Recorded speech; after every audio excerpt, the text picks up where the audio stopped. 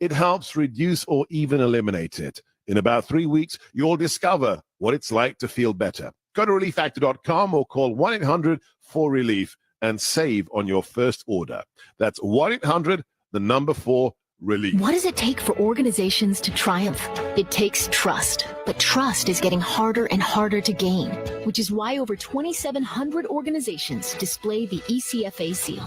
The ECFA seal gives your organization the third-party credibility that people are literally looking for.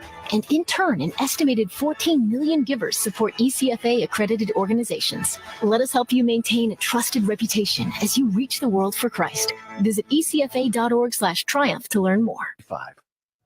Not exactly an average traffic accident. Police in Chicago say an Oscar Mayer Wienermobile got into a pickle on a highway and ended up flipped on its side. Illinois State Police say the Wienermobile hit a car on Interstate 294. The driver lost control and overcorrected, causing the vehicle to roll. Spokesman for the Oscar Mayer brand, which has several of the Wienermobiles, says the company is grateful that everyone involved is safe and there were no injuries. Jason Walker reporting. Sudan's paramilitary leader has announced plans to attend ceasefire talks in Switzerland next month, arranged by the United States and Saudi Arabia. General Mohammed Hamdan Dagalo, head of the Rapid Support Forces fighting Sudan's army, posted a message on social media responding positively to an invitation. News and analysis at townhall.com.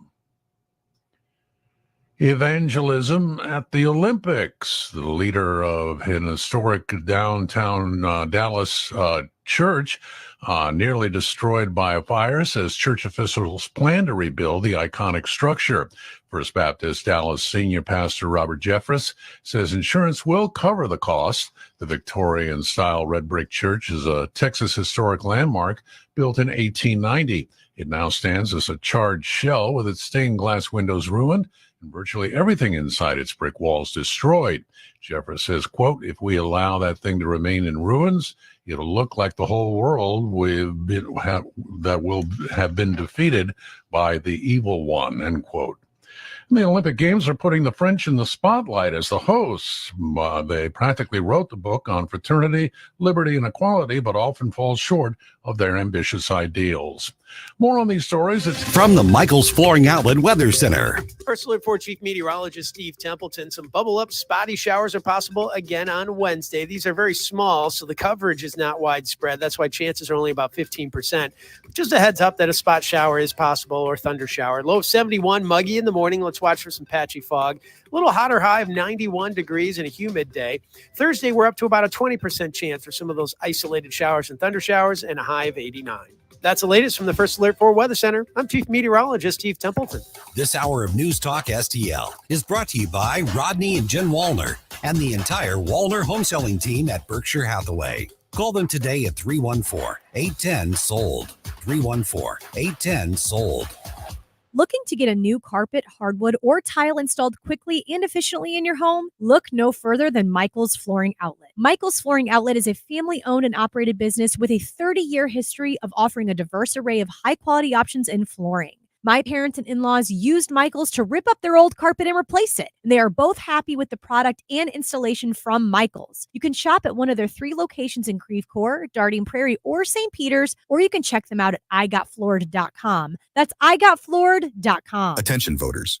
The truth about Phil Cristofanelli may surprise you. As state representative, Phil was endorsed by Promo, a Democrat-led LGBTQIA+ organization with extreme views. Promo pushes for sex changes for kids, males and girls sports and bathrooms, and teaching gender confusion in schools. Phil's record speaks for itself. He voted to allow boys and girls sports. And pushed to teach sexual orientation and gender identity in public schools. Is this the leadership we want? Think carefully when you vote. Paid for by Leadership for America PAC, John Royal, Treasurer. This is News Talk STL. News, analysis, and opinion from the voices you know and trust. News Talk STL at 1019, 94.1, and newstalkstl.com. I'm Trey Gowdy. I'm Martha McCallum. I'm Ben Domenech, and this is the Fox News Rundown. Wednesday, July 24th, 2024. I'm Dave Anthony. President Biden will address the nation tonight for the first time since dropping out of the 2024 race. Some Republicans think he should resign, too. Democratic Congressman Seth Moulton does not. He's clearly old and his mental acuity is deteriorating. But we have not seen any evidence that he's not capable of making the decisions of a commander-in-chief and doing them competently right now and today. I'm Jessica Rosenthal. People are still trying to recover from last week's massive computer outage after a single software update error brought major commerce to its knees temporarily. The reason it's so egregious is this is the trusted company to go to for security. So this is one of these cases where the cure was actually the cancer. And I'm former Vice President Mike Pence. I've got the final word on the Fox News Rundown.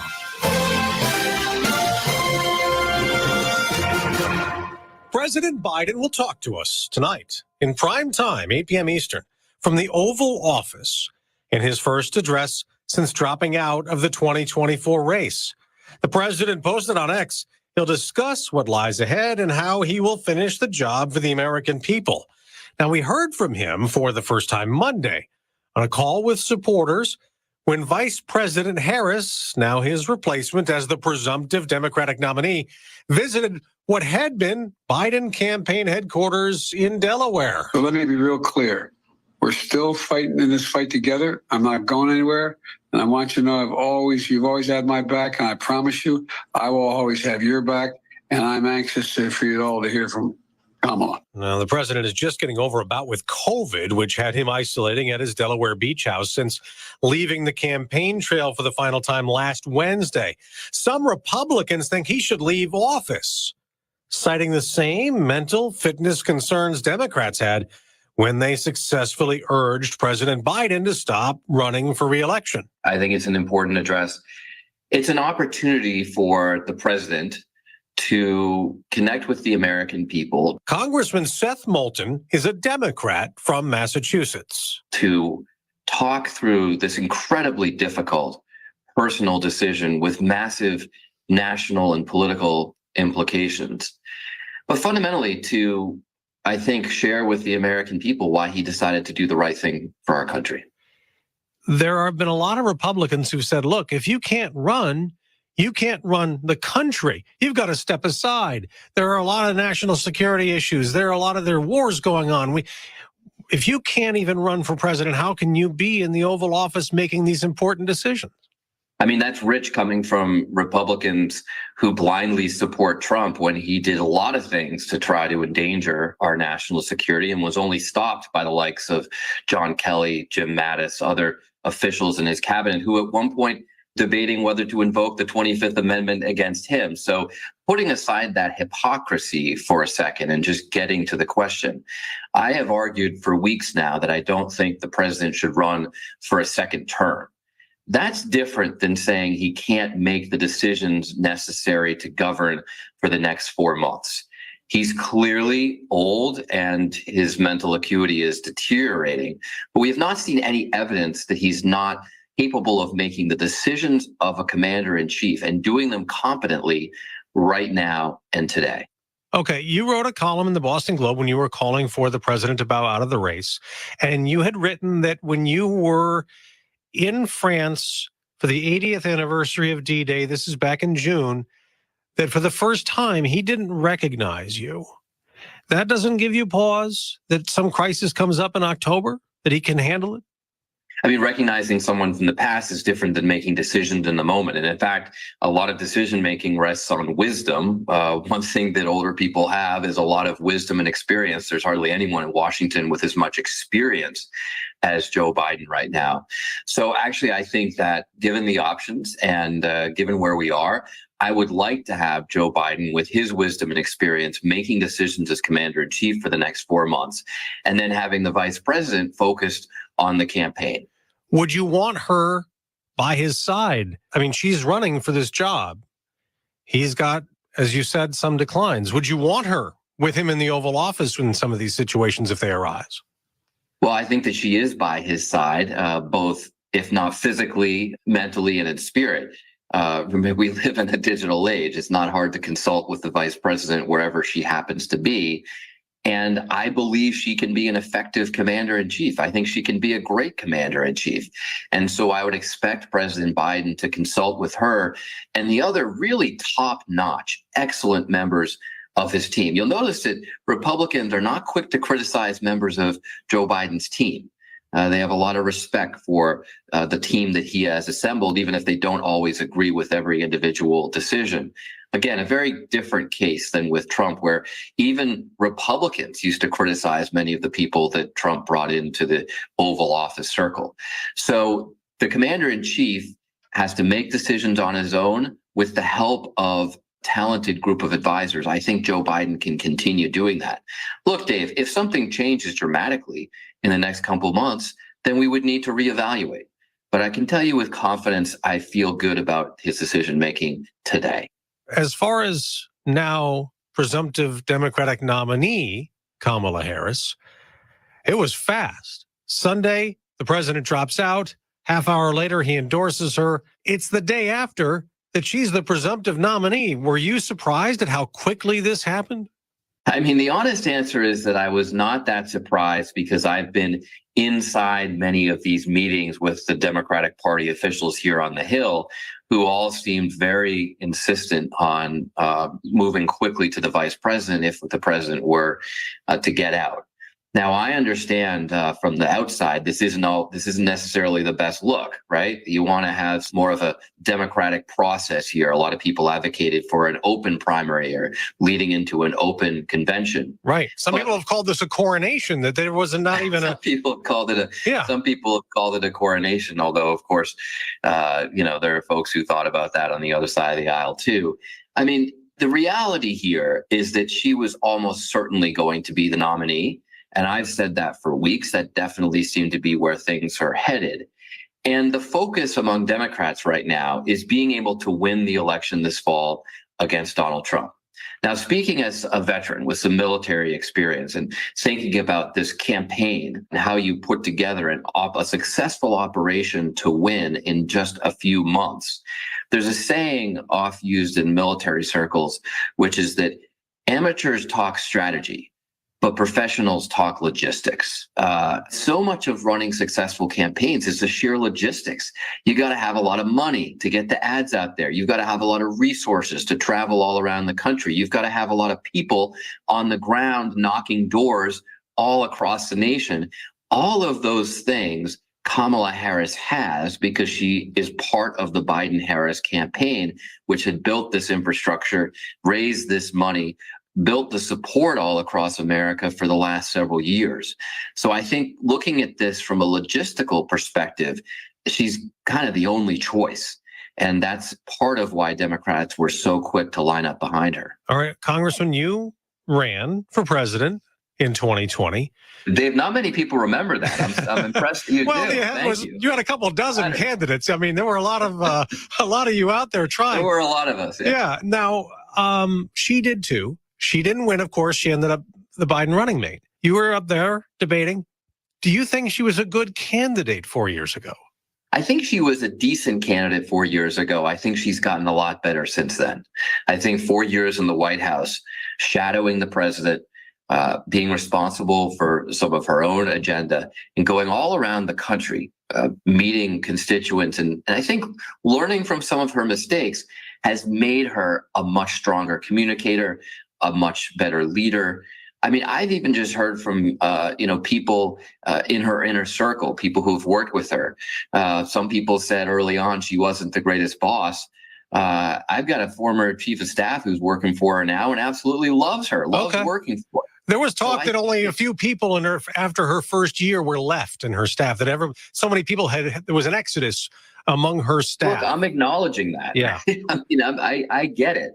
And the point I'm making is that we can acknowledge some of those, past failures and also recognize that she's made a lot of strides and improvements, right? I mean, a lot of people look back at John F. Kennedy as one of America's greatest presidents, set us on the race to the moon, saved us from annihilation during the Cuban Missile Crisis. But remember, one of his first acts in office was to oversee the Bay of Pigs invasion that was an absolute debacle. Yeah, that was total disaster. That was a fiasco, and he right? got up there in front of the American people and owned it, took responsibility for it, and significantly learned a lot from that experience that made him a better commander-in-chief. All right, now I want to get to something else going on. The address from the president tonight will come hours after Israeli Prime Minister Benjamin Netanyahu addresses a joint meeting of Congress about the war against Hamas in Gaza. Now, Congressman, some of your fellow Democrats won't be there. They're boycotting. They're upset over the way he has handled this war and the way there's been a Palestinian humanitarian crisis as a result. Will you be there for the speech? Yes, I will go because I think it's important to go and listen to foreign leaders, even when we have some disagreements with them. You know, I have a lot of disagreements with Modi of India. I mean, he's been abysmal when it comes to human rights, but I still went and listened to his speech. I'm sure I can find disagreements with just about every foreign leader, and I certainly have my disagreements with Prime Minister Netanyahu, but I'm going to go and listen to his speech. This reminds me a little bit of that debate 8 years ago about whether to attend Donald Trump's inauguration. And there are a lot of people who wanted to boycott that. But I said, no, it's important to go, to show respect, to follow in the American tradition. And I think part of the tradition here in Congress is that you go and listen to foreign leaders, even if you have disagreements with them. What do you want to hear from the prime minister? How do you think that we should go from here dealing with Hamas in Gaza?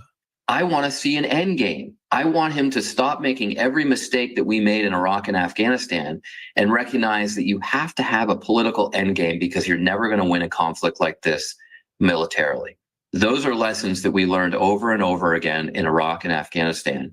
It's why I spoke from that experience back just after the horrific October 7th attacks and said, Netanyahu needs an end game. That was actually, I think, the title of my op-ed. And we still haven't seen one. That's why several members of his own war cabinet have resigned. That's why you have intelligence and military officials across Israel saying this is not going to work if we don't have a political endgame here. All right, Congressman, now I want your reaction to something else.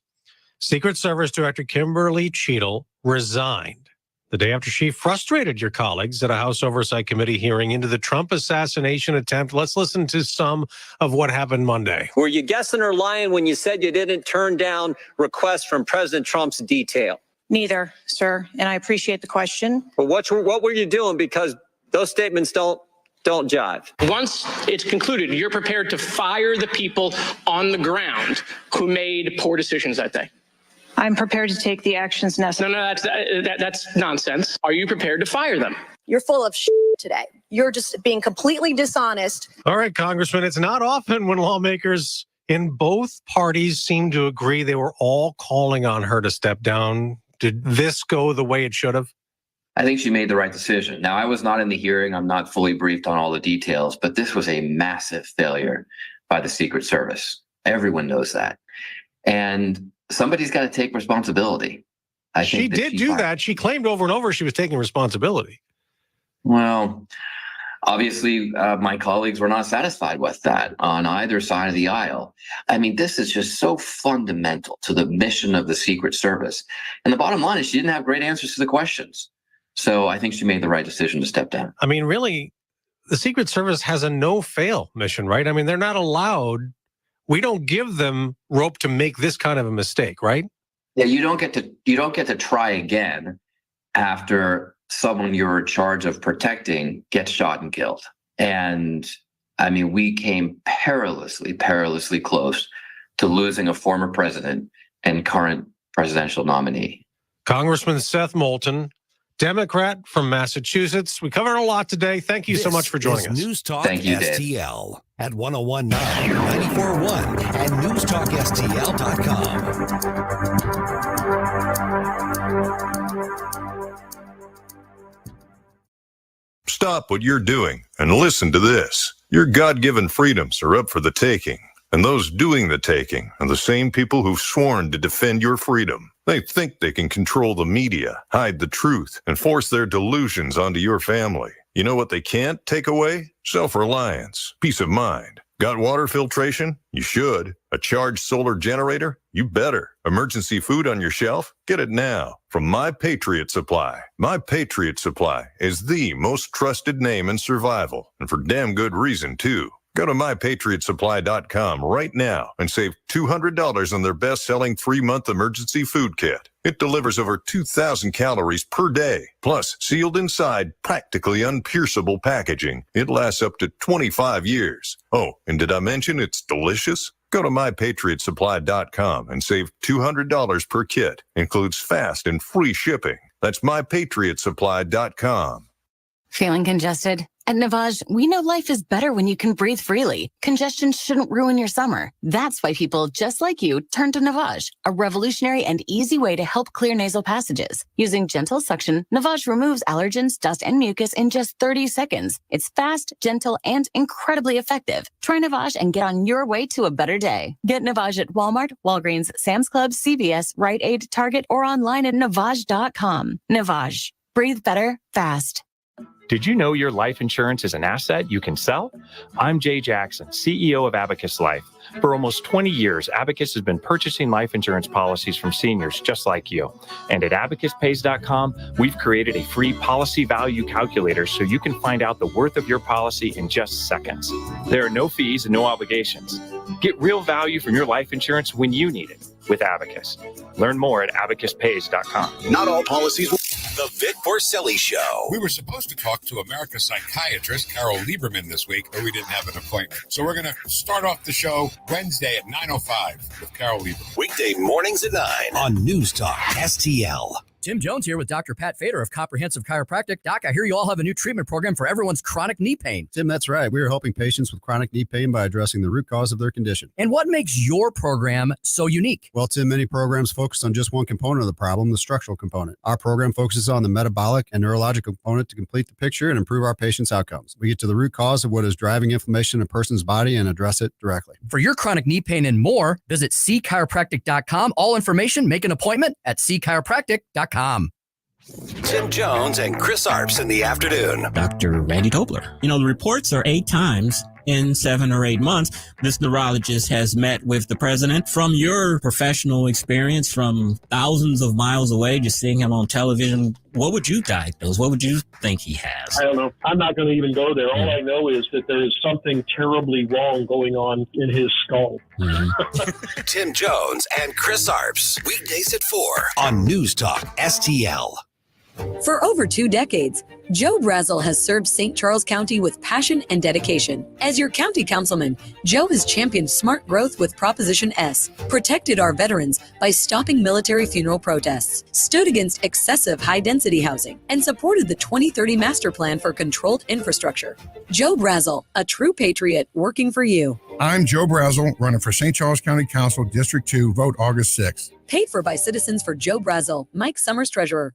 Hey, Columbo here for the great cleaning pros at Zero Res. Summertime in St. Louis means barbecues, graduation parties, and spending time with friends and family. And Zero Res knows how important it is to have your home as clean and healthy as possible for your loved ones. So they have an amazing summer offer for you. Book a cleaning in July and mention the Columbo special, and you'll get 3 rooms of carpet cleaned starting at just $129 and a 4th room free. Just mention the Columbo special when you call 314-474-2020 or when you book online at ZeroResSTL.com. News, analysis, opinion. I've been at the border because I'm at the border. I've never seen it as bad as it has been under this administration, and it's been under the watch of the border czar, Kamala Harris. 101.9 and 94.1. Number 1 for conservative talk. News Talk STL. Streaming now on Fox Nation. This is insane. This summer, join Abby Hornacek. The biodiversity in this national park is world-renowned. Get parked. It's just sit and take this all in. For a new season. There is no way this is real. This is Parked. Don't miss Parked with Abby Hornacek. Streaming now, only on Fox Nation. Sign up at foxnation.com. This is the Fox News Rundown. More up next. News Talk STL at 101.9, 94.1, and NewsTalkSTL.com. On the next, Larry Connor's USA. Straight from the GOP convention, Speaker Tim Jones will join us today and give us his report on what's happening. Larry Connors USA. Now weeknights 6 until 8 on News Talk STL. If you're considering an annuity as part of your retirement plan, we need to talk. Hi, I'm Bob Stockdale, Senior Vice President Investments with the ClearPath Wealth Management Group at Stifel and host of On the Money Saturday mornings at 9 on News Talk STL 1019. Annuities can be a useful tool for some retirement investors, but not all annuities are created equal. Every week, we meet clients who own complex annuities that don't suit their needs and, in some cases, actively undermine their retirement plan. Before you purchase an annuity, get a second opinion from the ClearPath Wealth Management Group at Stifel. Requesting a consultation is free of charge. To request a free consultation, contact us at clearpathinvesting.com. That's clearpathinvesting.com, or call us at 636-695-2650. That's clearpathinvesting.com or 636-695-2650. Stifel Nicholas and Company Incorporated, member NYSE and SIPC. How are your windows doing this summer? Are they keeping the hot air out, keeping the cool air in? If you have any doubts at all, once you get a hold of Window World, simply the best for less. Give them a call today, 314-993-1800. Tim Jones here to tell you how awesome Window World is, one of only 2 window companies in the entire country that carry the coveted Good Housekeeping seal of approval. They've got a lifetime warranty, covers all parts, glass breakage, and labor, a double strength of glass, incredibly thermally efficient, for the first time ever, offering 0% financing plans up to 36 months. 314-993-1800. 314-993-1800. WindowWorld.com. WindowWorld.com. Attention St. Louis small business owners. Dive into the power of video with Blue Ocean Media Group. We create affordable, eye-catching content that makes waves on social media and strengthens your brand. Don't let big budgets hold you back. Our professional team delivers pro quality at small business prices. Boost your online presence, engage customers, and watch your business grow. Visit BlueOMG.com today to start your video journey. That's BlueOMG.com. The O'Reilly Update, brought to you by Seavers JCB. Visit them at their St. Peter's location. Bill O'Reilly here, and I'm warming up. Stand by for the O'Reilly Update Morning Edition. But first, if you own a vehicle with less than 200,000 miles, listen up. Car Shield is a low-cost monthly vehicle protection plan now available to you. This protection plan is at an all-time low price. Please call 800-925-7584 for a free quote. Drivers who activate today will also receive free roadside assistance and towing at no additional cost. That is 800-925-7584 right now. On this Wednesday, the head of the Secret Service, Kimberly Cheatle, is out, gone, resigned. She should have been fired the day after Donald Trump was shot, but President Biden, I guess, just found out about the shooting, so Cheatle survived 10 days, which is ridiculous. You might have seen her testify in front of the House Oversight Committee on Monday. She was pathetic, hapless, embarrassing. Essentially, she pulled a Sergeant Schultz. I know nothing. My favorite part of her testimony came when 9 days after the shooting of Donald Trump, she said under oath that she did not know how a 20-year-old with a deadly weapon could climb to a rooftop with line of sight on Mr. Trump without being detected. She did not know. Then she said, they're investigating. Whoa, thank you. They're investigating. Even Congresswoman Ocasio-Cortez was appalled. Ms. Cheatle should have been suspended, as I mentioned, right after the shooting, because this was a debacle, a historical debacle. But only President Biden could do that. She works directly for the executive branch, for him. And Biden did nothing. Surprised? Of course not. The man is completely disengaged from reality. So, the Secret Service looking for a new head. You got a resume? Send it to D.C. You'd be better than she is. Back after this. You can now watch new episodes of the No Spin News live on Samsung TV Plus. Tune in each weeknight at 8 p.m. on the First TV for breaking news, honest analysis, and the best election coverage in America. Please join me, Bill O'Reilly, at the First TV, now available on Samsung TV Plus. Start watching today on your Samsung television, Galaxy devices, or the Samsung TV Plus mobile app. Check out the No Spin News each weeknight at 8 p.m. on the First TV, Samsung TV Plus. That is the Morning O'Reilly Update. More analysis later on. From the Michaels Flooring Outlet Weather Center. First Alert for Chief Meteorologist Steve Templeton. Some bubble-up spotty showers are possible again on Wednesday. These are very small, so the coverage is not widespread. That's why chances are only about 15%. But just a heads up that a spot shower is possible or thunder shower. Low of 71, muggy in the morning. Let's watch for some patchy fog. A little hotter high of 91 degrees and a humid day. Thursday, we're up to about a 20% chance for some of those isolated showers and thunder showers and a high of 89. That's the latest from the First Alert 4 Weather Center. I'm Chief Meteorologist Steve Templeton. To battle is to fight, to struggle, to overcome, and ultimately for the Marine Corps, it means to win. There is no alternative.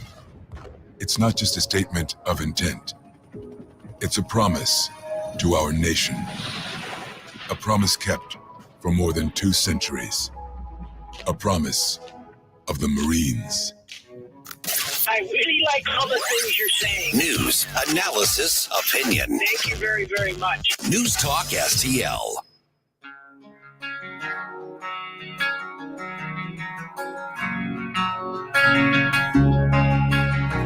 For podcast articles and more, find us on newstalkstl.com.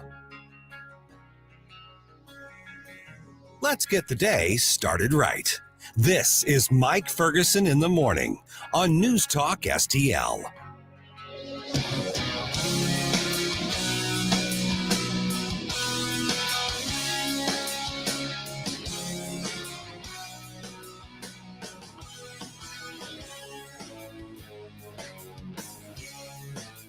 The director of the Secret Service is tapping out, and the president says, I'm going to address the nation tonight. Man, what a weird week this has been when it comes to the news.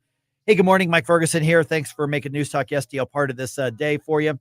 We are going to carry the president's address to the nation tonight. That's going to happen, I believe it's 7 o'clock our time, and we're going to do our best to preview that for you here in just a little bit. Also, in just about 1 hour, our friends from NumbersUSA are going to be with us. Guess what's been happening while we've been talking about the failure of the Secret Service, while we've been talking about the president deciding not to run for re-election? Well, thousands and thousands of illegal immigrants are still coming across our southern border. So we're going to get the update on that. You know, Carl Higbie from Newsmax Television was on with us on Tuesday. And obviously we had the conversation before Kimberly Cheatle announced her resignation.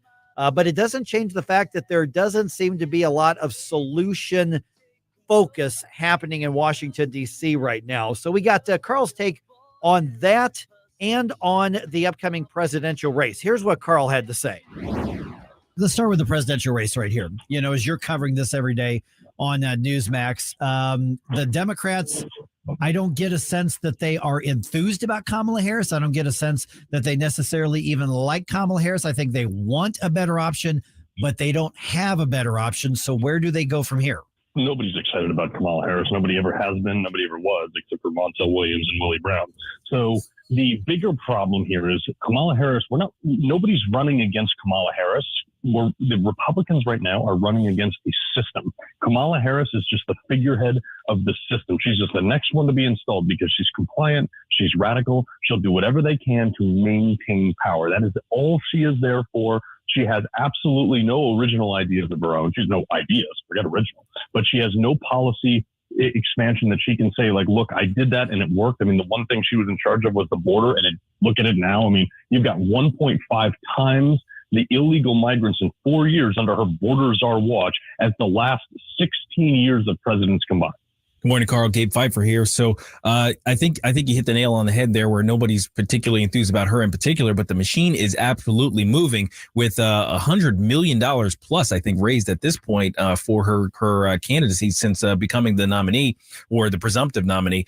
What do you make of that situation, the numerical situation going into the general here?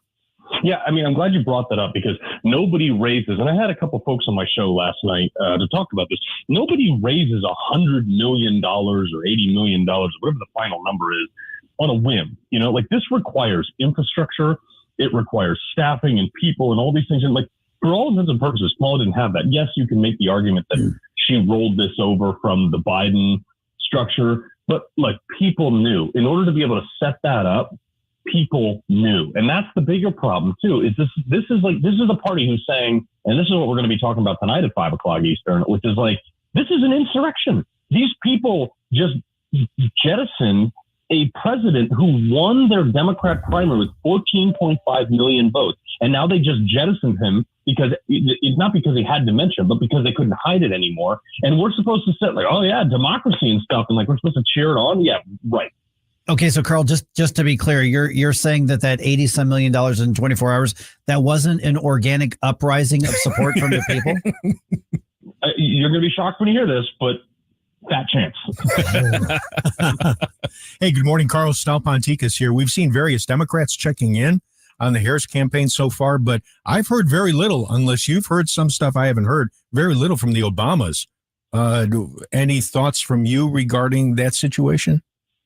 I mean, here's the thing. It's like this all boils down to the fact that, we're sitting in like completely uncharted territory right now. This has never happened before in my lifetime. I mean, like, look, yes, somebody threw a shoe at George Bush and, obviously, that was during my lifetime, but we have an assassination attempt on a president within days. The current president, who was the guy who everybody, including Kamala, told us was so star-spangled awesome, and he runs laps around him. I mean, basically, Karine Jean-Pierre was coming to the stand every day saying, oh, yeah, he's doing, like, quantum physics upside down while doing yoga. And now we have, within, like, what was 72 hours, we have an entirely different race.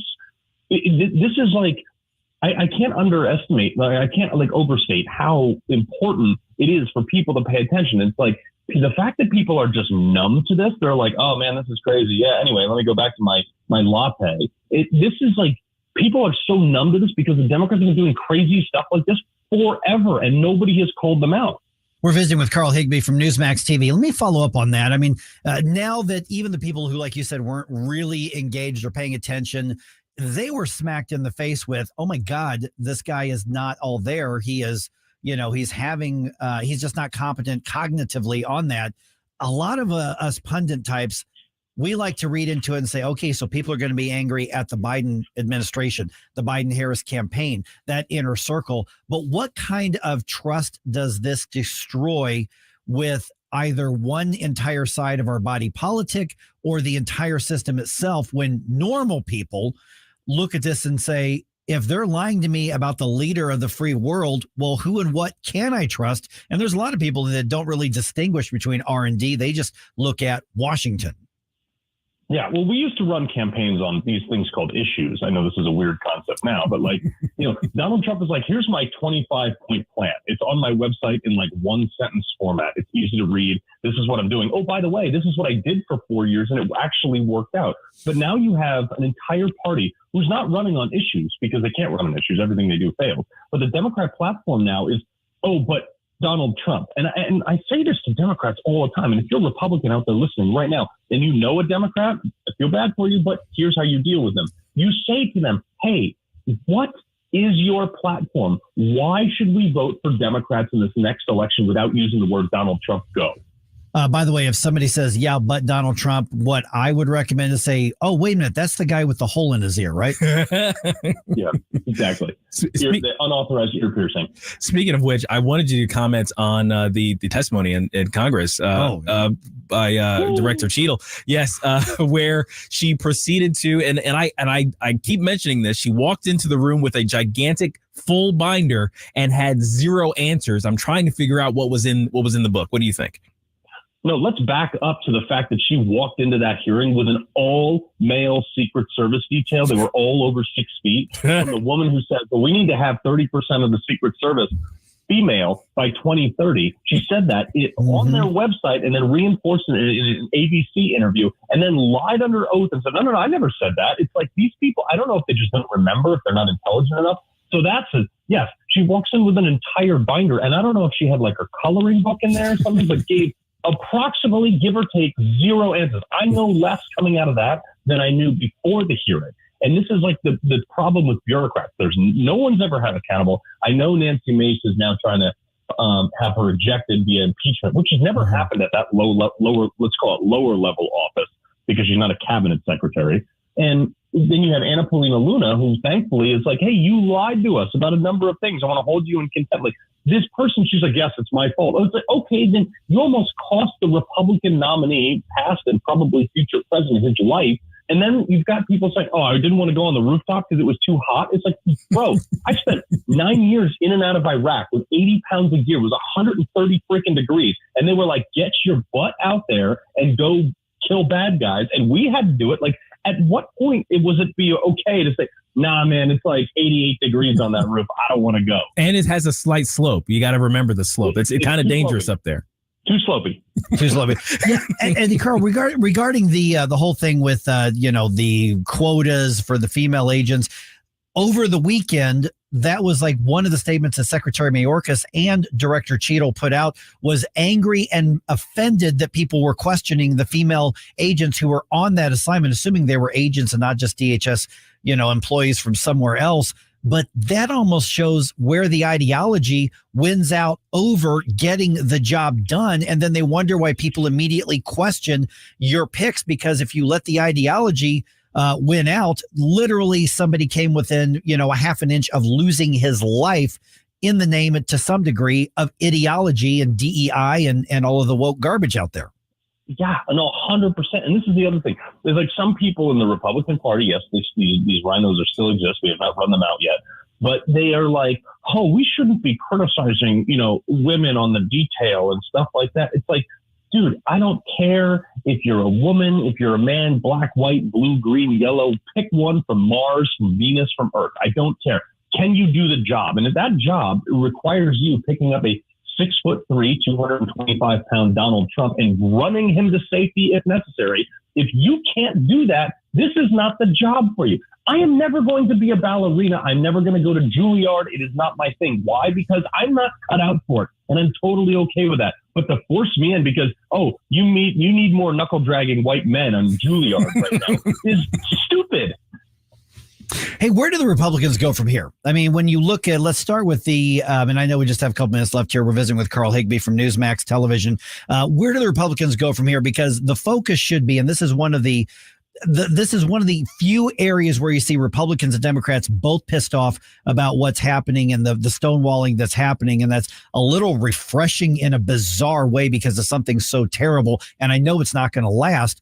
But where should they go from here to actually solve the problem?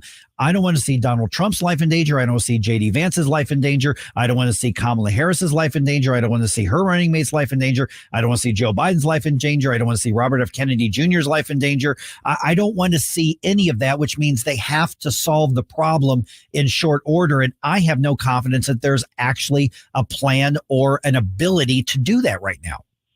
Well, under this administration, certainly no. I mean, Joe Biden, we don't even have proof of life right now. But the other side is Republicans or somebody should start making a list. I'm going to start doing this on my show, actually. I'm glad you guys thought of it. We're going to start making a list of these people, and we're going to put down who they are and why they should be fired. And then when Donald Trump gets reelected, and haul all these people back in and make them answer the questions that they refuse to answer. Be like, here's the deal. If you give me I can't disclose that or I don't know, you're fired. Period. Full stop. Done, and done. You're done training. You're not in the federal government anymore. And you're going to give them an RE8, which means they can never, ever, ever work in federal government ever again. That is the leverage that you need to have over these people. Don't have it under this administration. The House they're just not giving the information. Maybe they missed the part where the House is there to provide oversight to the executive branch, which everything like Cheatle falls under. But at the end of the day, the left loves to put people on lists. Oh, you don't want your kids to wear a mask at school? We're putting on you the domestic watch list. You own a gun? We're going to put you on this list. You drive too fast? We're going to put you. Democrats love to do that. It's time Republicans start putting the list together and say, these are the people who gave the middle finger to the Constitution and to the people who pay their salary, us the taxpayers. And when they get back in office, don't even give them another chance to answer it, but just fire them and just end their federal employment permanently. First morning news dump of the day, and it's a busy one that comes your way here in about 2.5 minutes right here on 101.9 and 94.1 News Talk STL. Watch us on our live stream using Rumble, Facebook, and Twitter. Get up, St. Louis. It's Mike Ferguson in the morning.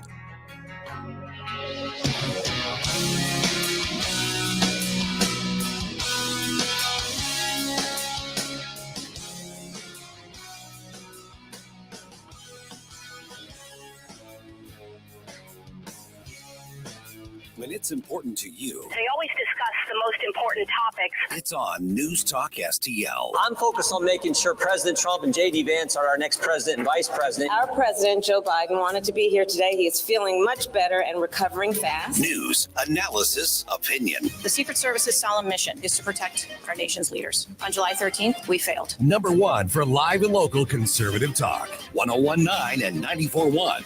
News Talk STL. My friend, death is certain. Are you prepared? Larry Connors here. I don't want to scare you, but your funeral plans are an important conversation you need to have with your spouse, family, other loved ones. My friend Benjamin Schaefer at Senior Memorial can help find you an affordable, final expense life insurance policy, regardless of your health condition. You could qualify up to $30,000 of lifetime coverage. Life insurance plans with Senior Memorial also offer living benefits towards hearing and diabetic supplies, access to a 24-hour teledoc service, discounts on urns, caskets, tombstones. Call my friend Benjamin at Senior Memorial and discover your legacy at 314-866-8886 or visit memorialplans.com. Memorialplans.com.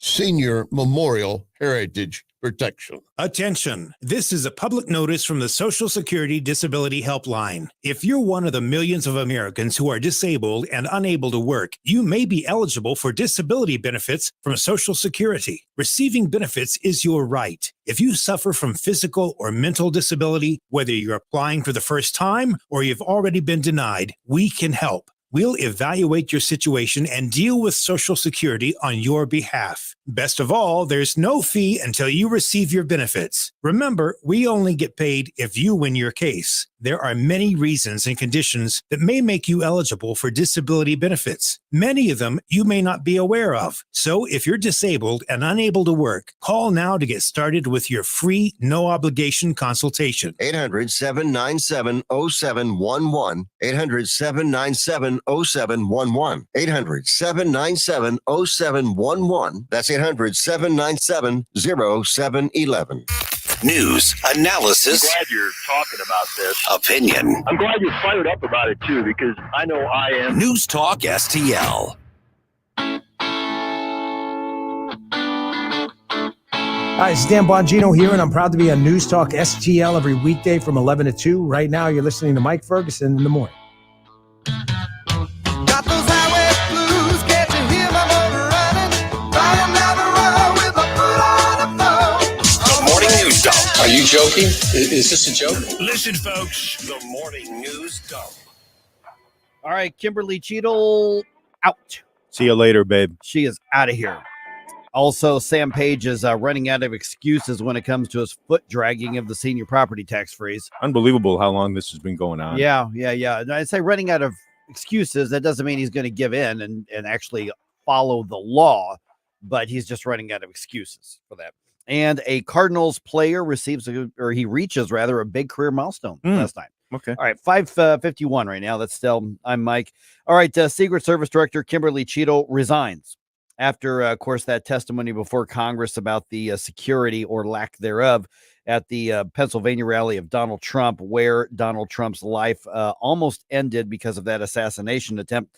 On the evening edit on Fox Business, Senator Marsha Blackburn, a Republican out of Tennessee, says she may have resigned, but they still don't have the answers they're looking for. What we have is a situation where she should have been fired on that Saturday night, and she has persisted. She couldn't give us answers on the phone call that we had Wednesday afternoon with her, And then she shows up yesterday and she still cannot give answers. See, I don't know if it's that she couldn't give answers or she wouldn't give answers in that. And this is the issue here, which I think, and I'm just going to guess based on, having done this for a while, is that the bottom line came down to the security lapses, came down to a couple key categories. One, incompetence, and also the criticisms of the diversity hiring put people into positions that they were not qualified or trained or capable of doing. But what would happen is that the ideologically driven nonsense would be exposed for what it is. And many on the left would rather protect the ideological nonsense than actually protect people's lives. Don't forget, somebody died in that. The whole administration seems to revolve around DEI, and thankfully some companies are backing off of it. So hopefully the administration will do the same thing. They're finding out that people don't like it, investors don't like it, and also it just doesn't work. I mean, I've been a hiring manager. I have hired hundreds of people over the course of my career, especially when I left media for a little while and I was doing human resources, recruiting. What I found was hire the best people, the best fit for the job, and the diversity will take care of itself. Just hire the best people, and then you will get their diversity that you want. That's been my personal experience. All right. The St. Louis County Council approves another $600,000 to pay for the, excuse me, the senior. Choked you up. It did. No, oh, man. Get a little bit of coffee here. Hold on a second. I need to stop snacking on stuff in between the things. All right. Let me try this again. The St. Louis County Council approves another $600,000 to pay for the senior property tax freeze implementation. Okay, so this is in addition to the $300,000 already budgeted that has not been spent yet by the Page administration. They're saying, we don't have the money to do this. Well, you've been handed $300,000. Well, they haven't done anything with it. We need more. So they were given more this week. The money is going to be used to hire new staff and buy software. But here's the thing. Some council members, and we're going to talk about this in a little more depth in a little bit. Some council members also now want an audit of anything related to the program, which was passed by the council 9 months ago. They're saying, you keep wanting more money. Nothing's been spent. Nothing's been documented. Nothing's happened. And by the way, the application period for this year closed. It's done. Sam Page got away with not allowing a single freeze of any property taxes of any seniors in St. Louis County this year. An audit, I think, would be very appropriate. I think so, too. Absolutely. All right. In other news for the county council, Councilman Mark Harder introduces a proposed change to the county charter. He told us about it on this program about 3 weeks ago. If voters approve the idea, a county manager would be hired to run the day-to-day operations and report to the council and the county executive to be on the November ballot.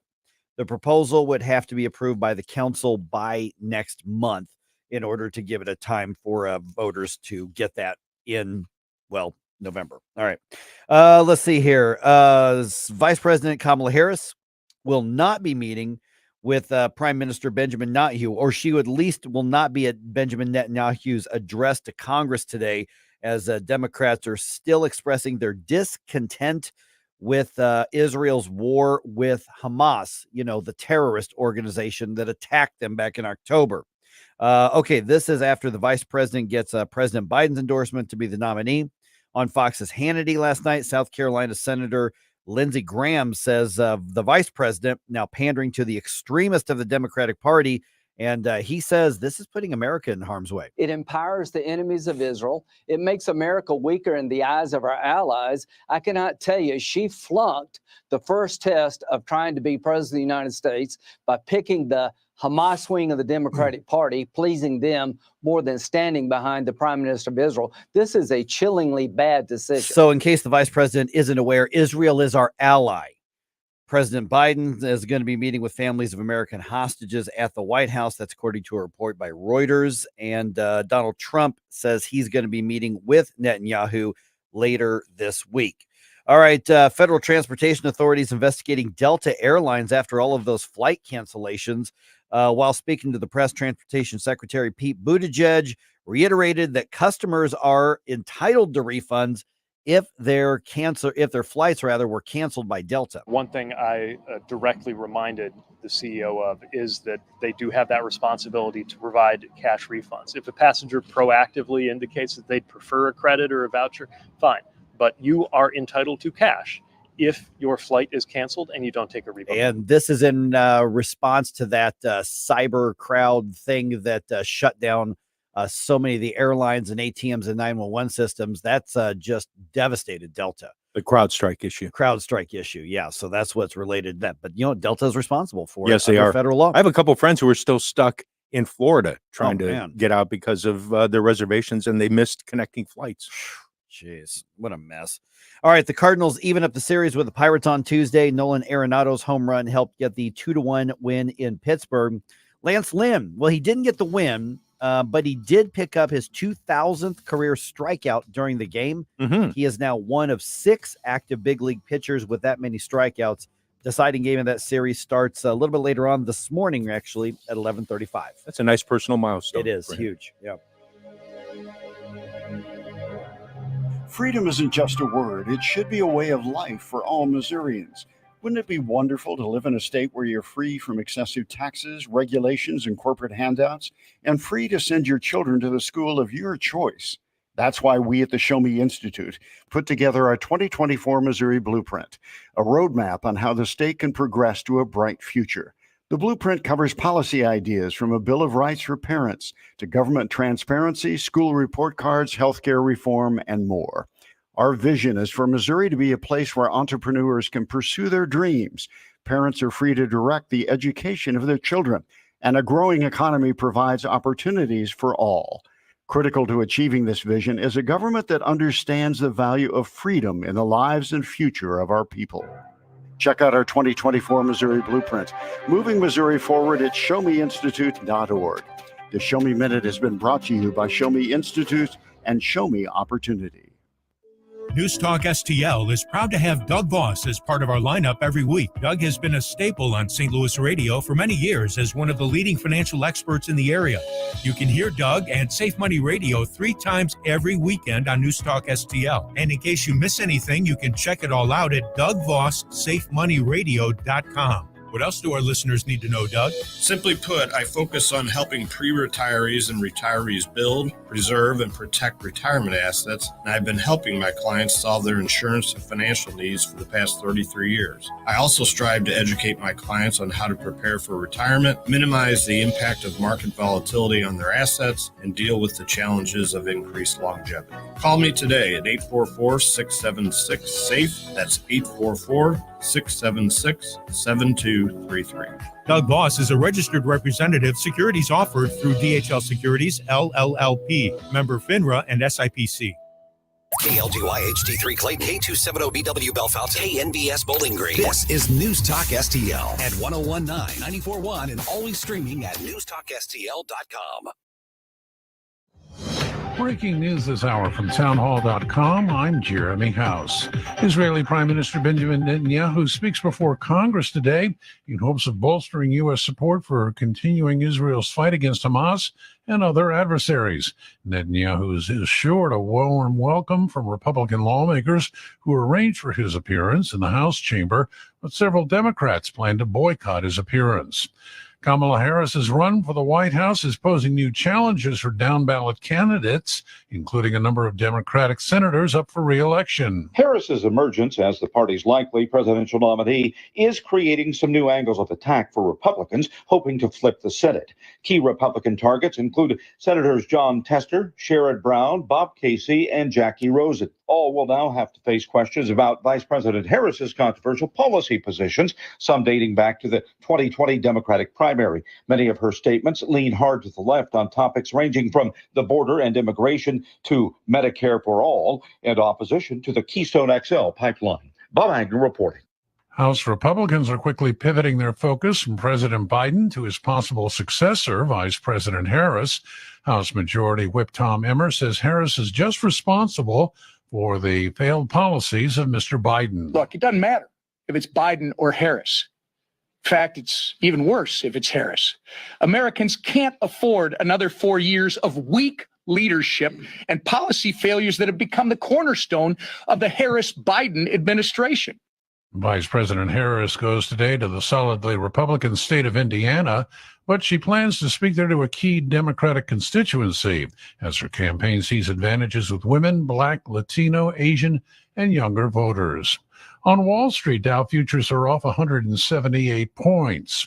More on these stories at townhall.com. You could just grin and bear it or bite the bullet when it comes to everyday pain. Don't. Try Relief Factor, a drug-free daily supplement that helps your body fight pain naturally. Relief Factor doesn't just mask pain, it helps reduce or even eliminate it. It's 100% drug-free. It's developed by doctors. In 3 weeks or less, you'll know whether it works for you like it works for me. Try Relief Factor for yourself. Go to relieffactor.com or call 1-800-4RELIEF and save on your first order. That's 1-800-4-RELIEF. What does it take for organizations to triumph? It takes trust. But trust is getting harder and harder to gain, which is why over 2,700 organizations display the ECFA seal. The ECFA seal gives your organization the third-party credibility that people are literally looking for. And in turn, an estimated 14 million givers support ECFA-accredited organizations. Let us help you maintain a trusted reputation as you reach the world for Christ. Visit ecfa.org/triumph to learn. From the Michaels Flooring Outlet Weather Center. Hot and humid this afternoon, but nothing outrageous for late July. We'll be up to about 91 for the high. Once again, a few isolated showers and thunder showers possible, but isolated is the key word. Temperatures drop to around 70 overnight tonight. Most of us will be dry, just a slight chance of a shower. And then a stalled front right on top of us tomorrow brings another chance of rain and storms, but lots of dry time in the mix too. Thursday's high at 88. That's your first alert forecast. I'm meteorologist Matt Chang. This hour of News Talk STL is brought to you by Stifel, serving investors for over 130 years. Contact your Stifel financial advisor at stifel.com. That's STIFEL.com. Tony Colombo here, along with Tim Jones for Rodney and Jen Wallner, the Wallner home selling team at Berkshire Hathaway. Rodney and Jen are the #1 home selling team in the area, and I could say that from personal experience. They sold our old home faster and for more money than we thought possible, which put us in a great position as we tried to find our perfect new home. And with help from the Wallners, that's exactly what we did. Christine and I couldn't be happier with our experience working with Rodney and Jen Wallner. And Tim, the numbers speak for themselves. That's right, Tony. Everybody knows the Wallners sell 15 times more homes per year than the typical realtor. And if you're looking to sell your home, right now, they have so many qualified buyers, they'll guarantee to obtain you an offer. They're licensed in both Missouri and Illinois, so no matter where you are in the St. Louis region, you can put the Wallner's experience and work ethic to work for you. If you've been thinking about selling your home, don't wait. Call Rodney and Jen Wallner now at 314-810-SOLD. That's 314-810-SOLD. 314-810-SOLD for the Wallner home selling team. Talk radio made in St. Louis for St. Louis. This is News Talk STL. Our responsibility. News, analysis, and opinion. To provide updated guidance. At 1019, 941, and newstalkstl.com. Mike Ferguson. I have come here to chew bubblegum and kick ass. And I'm all out of bubblegum. Gabe Pfeiffer. We have a hope. Get up, in case you hear the alarm. Get up. What do you call a genius in President Biden's Homeland Security Department? A visitor. Mike Ferguson in the morning on News Talk STL. Get up, in case you hear the alarm. Get up. Good morning to the people of St. Louis. All right, St. Louis County seniors may actually get their property tax freeze after all, but it's still going to be a while because Sam Page seems to be fighting this at every step. Yeah, I don't know what his deal is here. It's like, this is your job. You kind of have to just, do. But he knows all. Job. He knows all. Do your job, Sam. You don't want people. Keeping them more of their own money. Right. I guess if you are, it's like a government money grabber, it hurts. Yeah, your offer's still out there, isn't it? Oh, yeah, that's right. I'll do this. I'll do this for like, what did I say before? 250, I think. Yeah, 250, because they were talking about like $1 million plus that need to implement this thing. Yeah, 250K. Yeah. Actually, you know what? At this point, my price has gone up. Yeah, I'm at $500,000. Well, so is there. That's still saving money. Yeah. I'll throw out some numbers at you here in a second. By the way, Secret Service Director Kimberly Cheatle quits. We've got reaction to that at 6:20. It's a good news, bad news situation. Yes. Yeah, I'll tell you the bad news as well. 6:20. I know you're thinking, what could possibly be the bad news? There's always bad news. There's always a lining to the cloud. So, all right. So here's what's going on. Is at the meeting, last night, the St. Louis County Council says, all right, here's another $600,000, Sam Page, implement the property tax freeze for seniors, the one that we passed 9 months ago. Mm-hmm. In addition to the $300,000 they've already budgeted and given to him for that. Wow. So he's very nearly that at that Right. 1 million mark. Exactly. And here's the thing is that not a penny of it apparently has been spent on anything. Really? Not moved. Nothing. Mm. And this is to the point now where some other members of the council, I mean, here's the thing, Democrats on the council chair Shalonda Webb, and I'm reading Channel 4's story on this, went even further, threatening to cut next year's budget if the money doesn't go to the tax freeze. She's quoted as saying it would just come out of the 2025 budget. In other words, if we see that we gave you this money and you don't use it for what it's supposed to be, we're going to claw it back and take it out of next year's spending for the executive branch. Makes sense. So the council passed a bill also to make some changes. Any senior 62 years old or older can now apply to have their property taxes frozen. And what that means is that it doesn't matter what their house is valued at. Okay. Right. All right. So before it was anything over $550,000 in value would not be eligible. Right. Yeah. They had a cutoff. Right. But now that's out the window. All right. So it doesn't matter what your home is valued at. You still can apply for it. Of course, Councilmember Lisa Clancy, who's just a left-wing lunatic, she voted against it. She's quoted as saying, I can't support what amounts to a tax breaks for wealthy people. Darn wealthy people. Oh, the dare wealthy. you. How dare you. How dare you keep the fruits of your own labors? Yeah, see, and here's the thing is that you hear a number like 550,000 and you're like, that's got to be a mansion. Nope. Not in St. Louis County anymore. Not when they're driving up these assessments. I mean, the house that Rachel and I live in, I mean, it's a nice house. We have a nice neighborhood. We're not in a mansion neighborhood, but I would say we're in a decent, upper middle class neighborhood. Would that be fair to say? Yeah. All right. Yeah. You guys have been to my house. Oh yeah. And over the past 2 years, our assessment's gone up over $100,000. Yeah.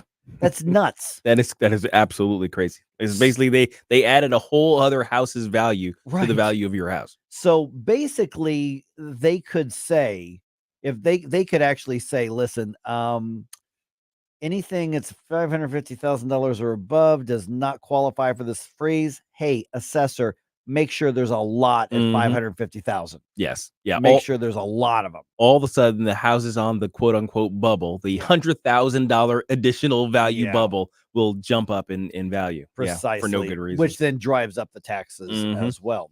And so this is clearly just Sam Page dragging his feet. He does not want to give seniors, many of whom are in fixed incomes, any sort of, and it's not even that much in tax relief. He doesn't want to limit the ability to go take money from them in the future with future tax increases. But get this, applications have closed for this year.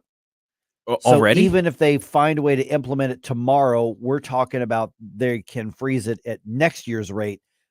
The seniors are still getting hit with a property tax increase this year because Sam Page was able to drag his feet that much. Oh my gosh. I hate these people. Yeah. Honestly. I mean, what value is there except, I guess, just to grift as much money as you can off the taxpayers to drag your feet on implementing a law, which is the point of your job. Right.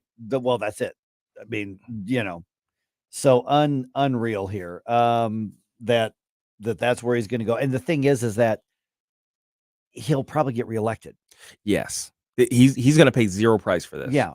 I mean, if you're voters, if you're not going to hold him accountable, I mean, it's amazing. And the last time he was elected, he's the most hated politician.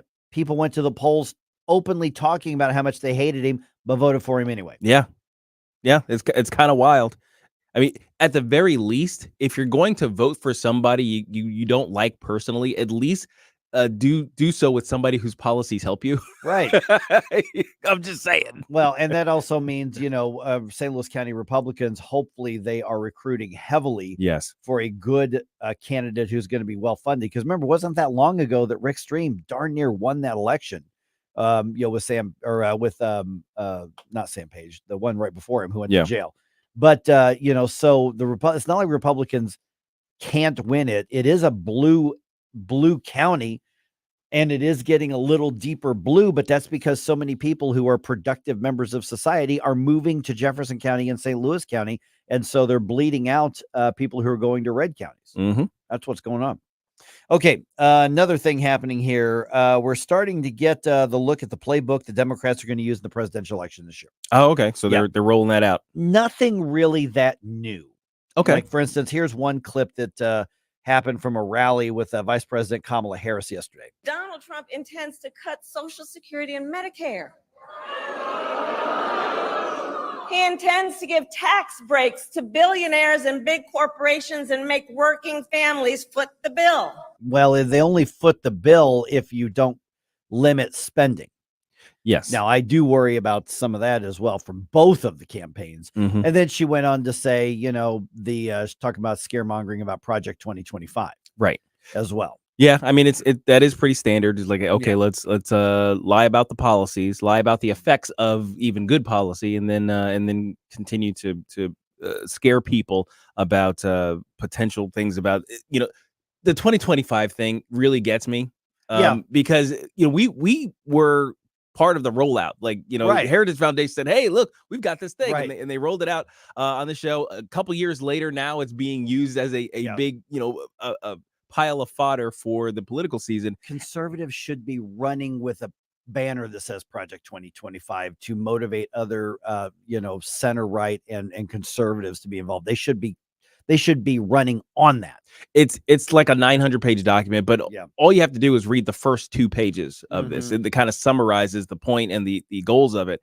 And you can see it's not some crazy, ultra right-wing, white supremacist, manifesto like the press and the Democrats are trying to say. It's just some basic tenets of conservatism applied to policy. This is what we want. Right, exactly. I mean, it is truly a way to redirect an out of control federal government back into a conservative direction, which is why I was really actually disappointed that Donald Trump has gone out of his way to throw it under the bus. Yeah, I was going to say that. Times. Yeah. He's I'm not sure about these guys, and they sound like really far right wing. Referring to him as like fringe and far. I mean, which I'm like, no, this is mainstream conservatism. Yeah. And he says, I don't know anything about it, which I don't believe at all. That's I don't think anybody believes he doesn't know. I believe I'm pretty sure the Heritage Foundation has been involved in his campaign. Individuals from the Heritage, they had them told him about this. I totally believe that he didn't have a hand in putting it together. Oh, absolutely. But you've got 200 conservative organizations that are part of this coalition and given a written plan and saying, we're going to do the work to vet people who are going to buy in, to limit government, and he craps all over it, which is really disappointing as well. Hopefully he'll, warm up to that, but they're using it's like the scare music. Dun, dun, dun. Oh, yes. When you say Project 25. Yeah, exactly. Project 2025. And so, cause I guess if you say it with the right tone of voice, it can be ominous and that sort of thing. But what you have there literally though, are what think tanks are supposed to do. Yeah. Research, provide ideas, and they've gone a step further to saying we're now vetting and recruiting and saying that we're preparing people to do all that mid-level work, not even just like secretaries and stuff like that, but people who are actually going to do the work, who are able to get on board and support an administration if it's serious about moving the country in a conservative, free market, individual freedom, free trade direction. Yeah. And now, unfortunately, both campaigns are just they're kind of throwing it under the bus. Yeah, it's really disappointing. So hopefully we can keep up some pressure on that if Donald Trump wins the election. All right, 314-912-1019. Kimberly Cheatle out as Secret Service Director. You heard that news, I'm sure, yesterday. See you. Yep. Let's talk about the good and let's talk about the bad about that. Okay. I know you're thinking, but Mike, what kind of bad could there be? She's clearly awful. Yes. I'll tell you what the bad is. Right around 6:20. Inspiration, you have a soul so dark, it is no more. Follow us on Rumble at News Talk STL. Get up. It's Mike Ferguson in the morning.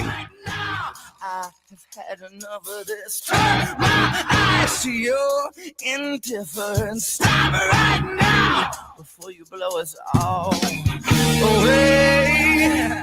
Connor Roofing. You can count on Connor. Congratulations to the awesome team at Connor Roofing for earning the 2024 National Best of the Best Award for Customer Satisfaction. Connor Roofing has now won back-to-back honors because they do outstanding work in all types of roofing, storm damage restoration, siding, gutters, both residential and commercial. We chose Connor Roofing without telling the owners, Rob and Kathy Connor. Their customer reviews are some of the best in the country. Please read them. Visit ConnorRoofing.com and request an estimate. Connor Roofing, you can count on Connor. Caring for a loved one is stressful. It's an emotional time, and we want our loved ones to get the quality of care they deserve. But the cost of long-term care is expensive. In the St. Louis area, it could be $60,000, $70,000, or even over $100,000. Can your savings handle this added expense? Fortunately, News Talk STL listeners have an expert right here. Financial strategist Chris Cooper of Serenity Wealth Management shows families tax-efficient strategies to fund care needs. Whether planning in advance, have health concerns, or living in a care community today, solutions exist to fund the quality of care you deserve. Hi, I'm Chris Cooper, and I'd love to send you a free copy of my new book. You'll learn about strategies to empower you and your family, protect your savings, and make sure your loved ones get the quality of care they deserve. Visit SerenityLTC.com. That's SerenityLTC.com. Investment advice offered through Fortis Capital Advisors. I'm Susie Moore, and this is More to the Point. One of the arguably cool things about defending personal injury cases throughout my legal career is that it necessitated my learning to read and understand medical records and medical jargon along the way. Of course, defending numerous car accident cases, a common injury encounter was whiplash, or what opposing medical experts often referred to as coup contra coup in an attempt to sound extra experty. Even as someone who lives and breathes politics and media, trying to follow and keep up with the recent developments surrounding Joe Biden and his candidacy and presidency has been whiplash-inducing. Then, too, I've seen or heard many describe the ouster of Biden from his campaign and perhaps presidency as a coup. Between that and the recent attempt on Donald Trump's life and all the questions surrounding that, well, perhaps this moment in our politics and our history is our coup contra coup moment. We're being jostled about in dizzying, almost nauseating fashion, subjected to a constant onslaught of often contradicting rumors and innuendos masquerading as news. And perhaps, in order to mitigate against it, we should take our cues from the standard treatment protocol. Rest, physically and mentally. Drink plenty of water, limit screen time, and if necessary, take pain meds. Susie Moore is Deputy Managing Editor for RedState.com. For more to the point and everything Susie Moore, log on to RedState.com. Follow Susie on Twitter at SmoozyQ and keep listening to 1019 and 94.1 News Talk STL. This hour of Mike Ferguson in the Morning is brought to you by Stifel. Request a portfolio review from your Stifel financial advisor at Stifel.com. That's STIFEL.com. Hey everyone, this is State Senator Nick Schroer. I am the host of Stand and Fight every Sunday night. Right now, let's hear more of Mike Ferguson in the Morning Show here on News Talk STL. Little Revolution Saints here. Yeah, it is. Supergroup. Dean Castronova, Jack Blades. Dean Castronova, of course, from Journey. Jack Blades from Night Ranger. And Doug Aldrich from everybody of the 80s. It's a great album, by the way. The same. All right, the good news. Kimberly Cheatle and her ideologically driven, using air quotes here, leadership of the Secret Service is out. She quits. That's good news. All right, yep. Absolutely good news. And so somebody's been saying, Mike, your teases are so effective. What could possibly be the bad news? Anybody want to guess what the bad news is? Her replacement, maybe? Yeah. Who's picking the replacement? Joe Biden. Yeah. Yeah. That's the bad news. Yeah. So is it going to get better? It's basically the same situation with the Democratic nominee, right? It's like we had Joe Biden. Hey, that's horrible. Now here's Kamala Harris. Oh, geez. Mm-hmm. By the way, and I'm sure we'll get into the election stuff here in a little while later on today.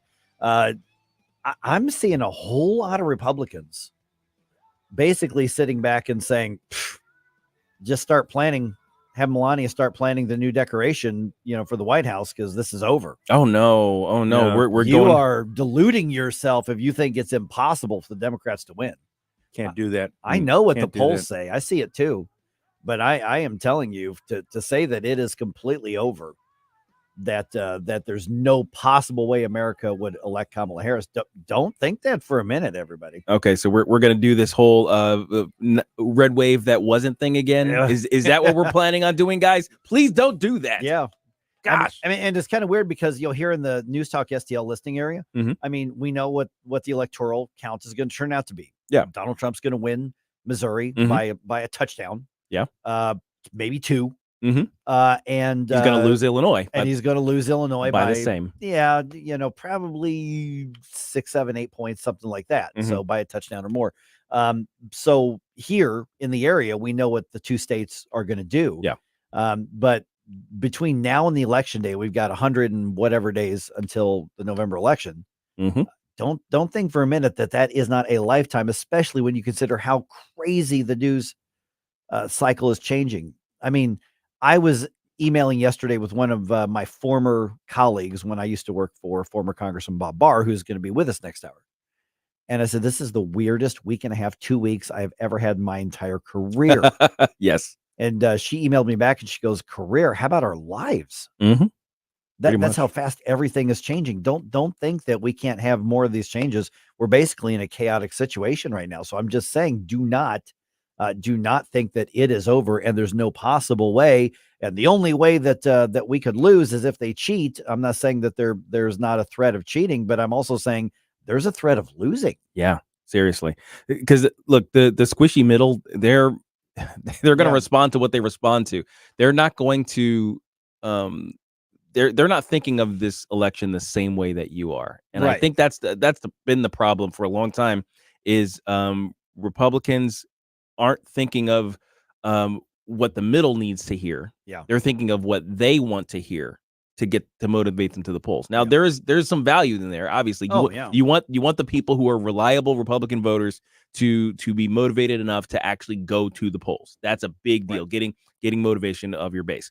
But you need those people who might not look at the country the same way as you to vote the same way. Yeah.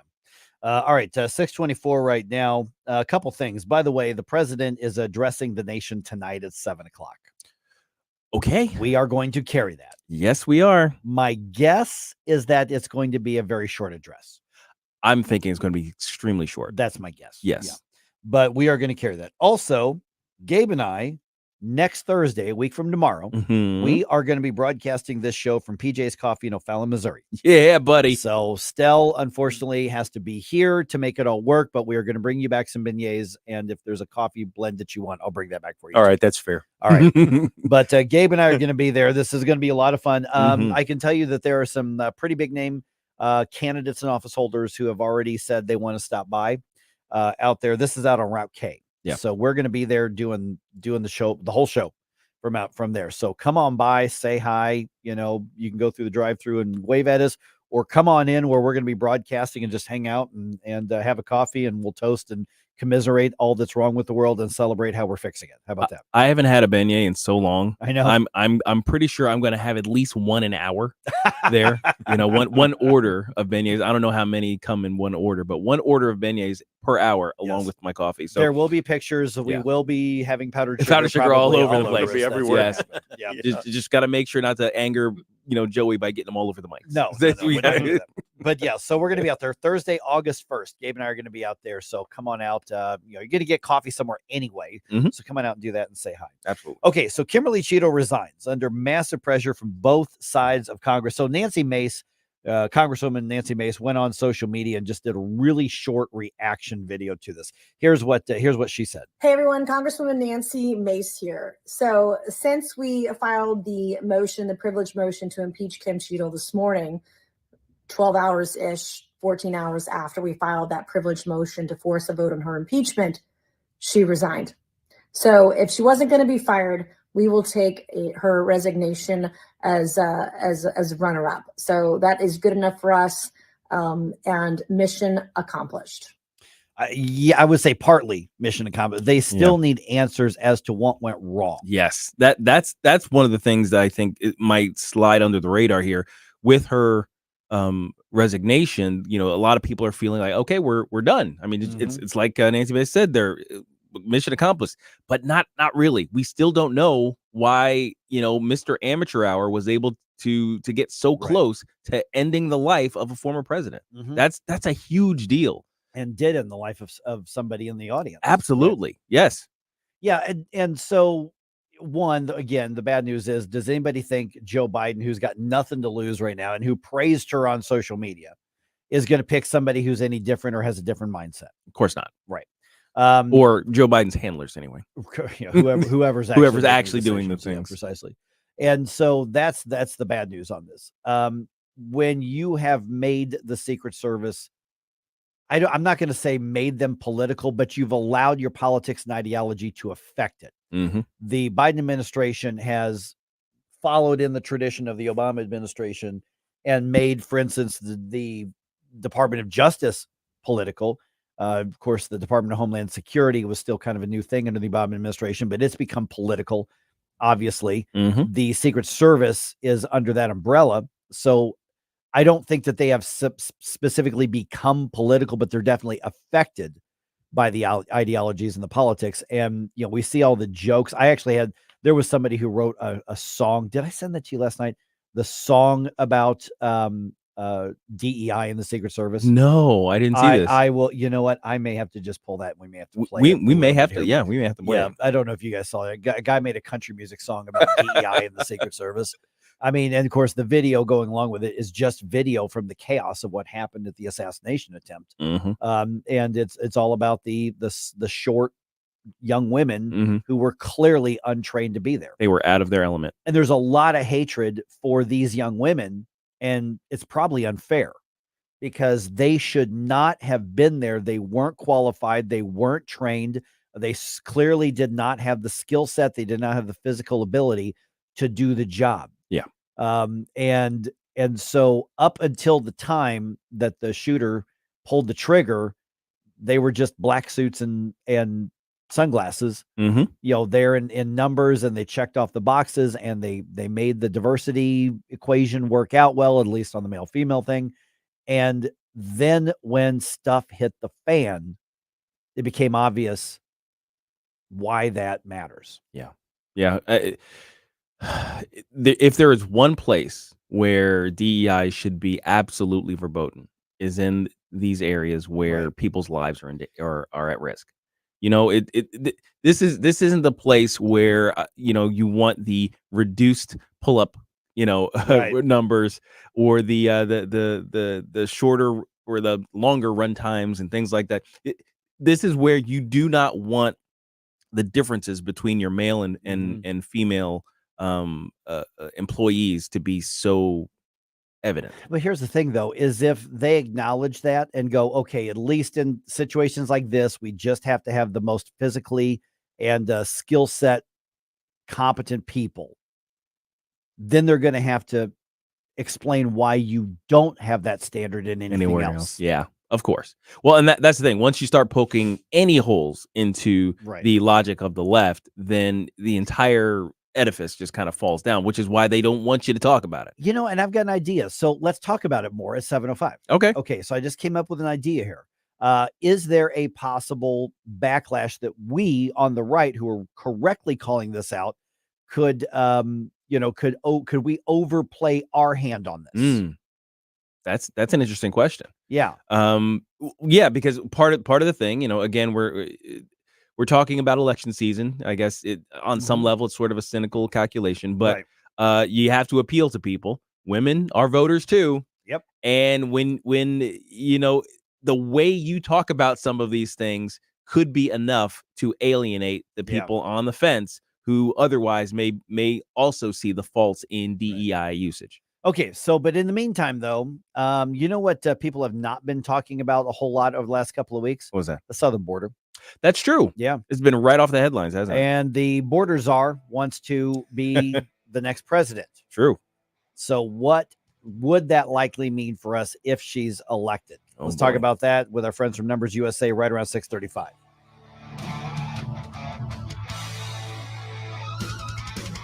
Follow us on Rumble at News Talk STL. Mike Ferguson in the morning. I was lost, I couldn't find. Tried to see it all, but I was blind. There's a heaven, there's a hell. I was down so low, I couldn't tell. Columbo and Company. Wednesday night, Joe Biden will give his first address since dropping out of the race. I'll preview the speech with Senator Nick Schroer. Plus, we'll talk to Sheriff Dave Marshak at 2:40 and open close his cabinet at 3:05. Live and local weekdays at 2 on News Talk STL. From the Michaels Flooring Outlet Weather Center. Hot and humid this afternoon, but nothing outrageous for late July. We'll be up to about 91 for the high. Once again, a few isolated showers and thunder showers possible, but isolated is the key word. Temperatures drop to around 70 overnight tonight. Most of us will be dry, just a slight chance of a shower. And then a stalled front right on top of us tomorrow brings another chance of rain and storms, but lots of dry time in the mix too. Thursday's high at 88.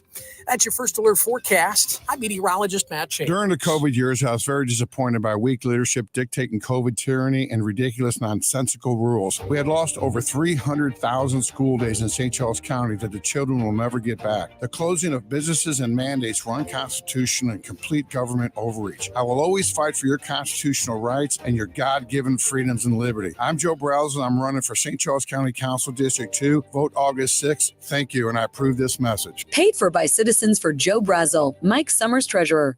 Looking to get a new carpet, hardwood, or tile installed quickly and efficiently in your home? Look no further than Michael's Flooring Outlet. Michael's Flooring Outlet is a family-owned and operated business with a 30-year history of offering a diverse array of high-quality options in flooring. My parents and in-laws used Michael's to rip up their old carpet and replace it. They are both happy with the product and installation from Michael's. You can shop at one of their 3 locations in Creve Coeur, Darting Prairie, or St. Peters, or you can check them out at igotfloored.com. That's igotfloored.com. Hey, Columbo here for Intervine, a great local company that has customers all across the country due to the quality of their products. Intervine has the best flashlights, lanterns, headlamps, and even batteries, including the new Monster 2000 lumen waterproof lantern and the Sentinel 2000 self-defense flashlight. Our home and vehicles are full of great Intervine products, and right now you can shop their website and get 25% off your entire purchase just by using my name, Tony, as your promo code. That's promo code Tony at Intervine.com. Staff Sergeant Mark Anthony Madrid. Staff Sergeant Samantha Cowell. I'm Staff Sergeant Alex Staff Keeley. Sergeant William Lewis, and I am proud to defend my family and our nation.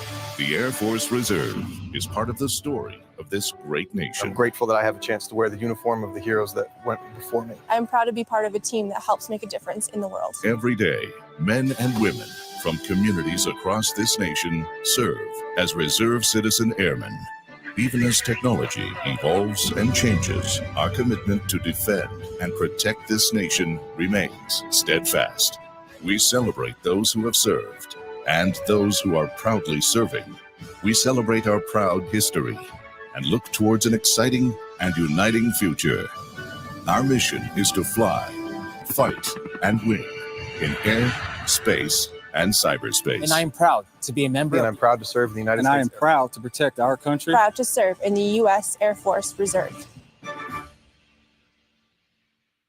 If you have a phone, you have a radio. Wherever I'm at, home, car, wherever. Download the News Talk STL app. If you have a phone, you have a radio. Just a convenience on the phone. Streaming live on the mobile app. Love the News Talk STL app. And listen anytime. Everywhere. Anywhere.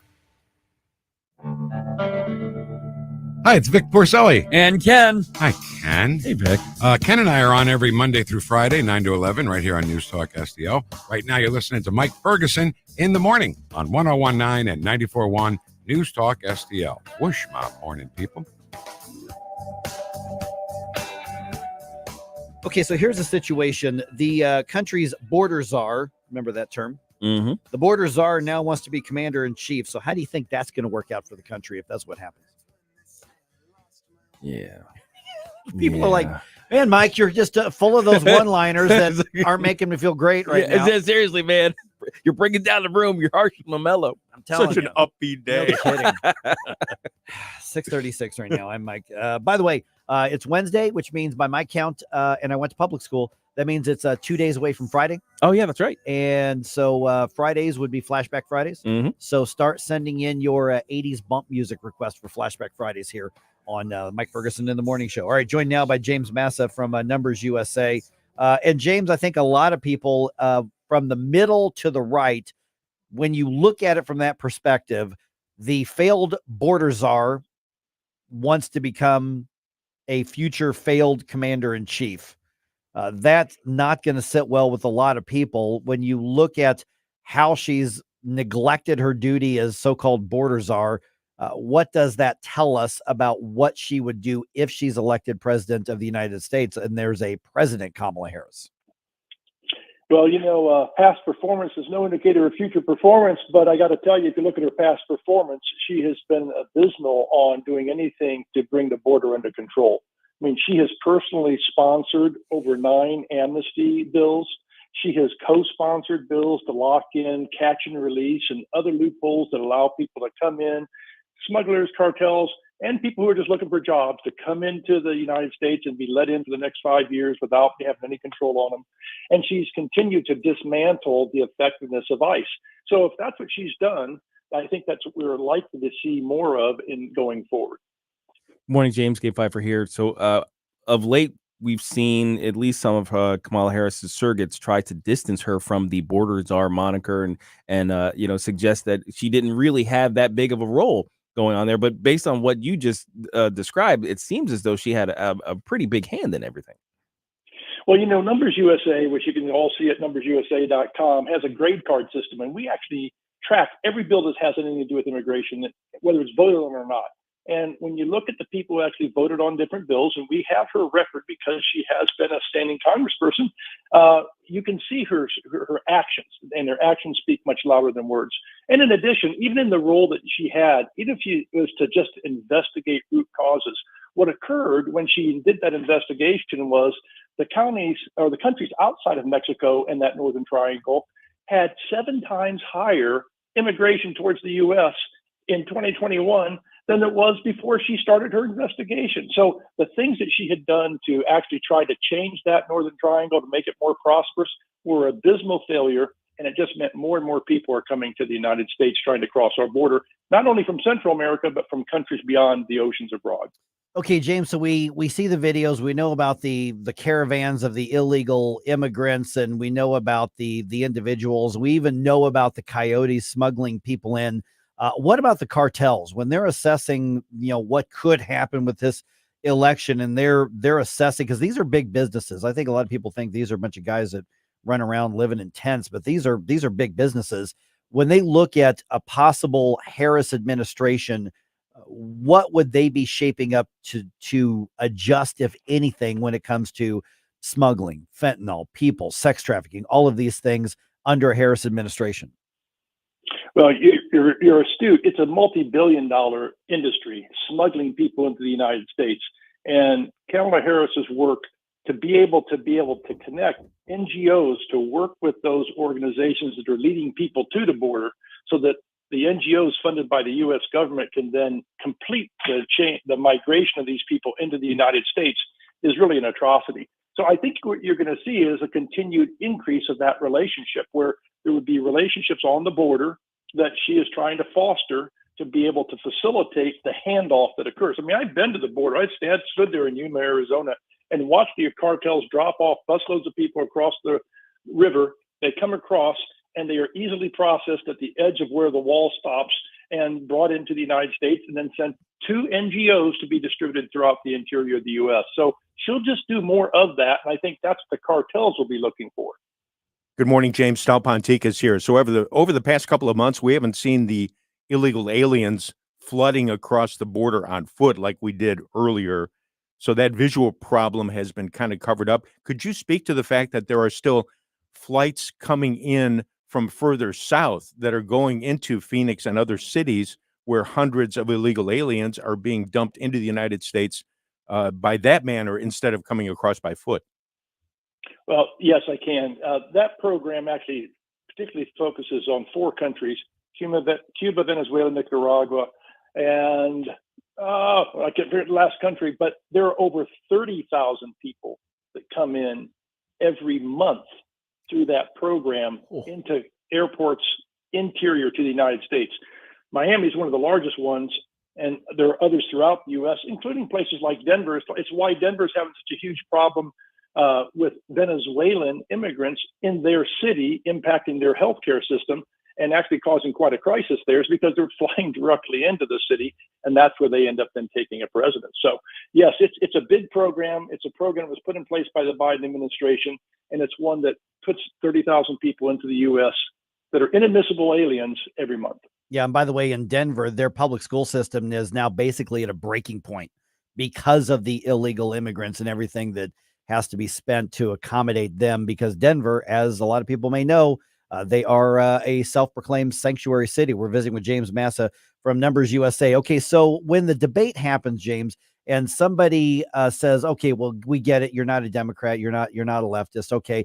Yeah, but what is it that you say she failed at? So, I mean, what was specifically her task under the title of border czar, and what did she not do, or what did she do that was just wrongheaded?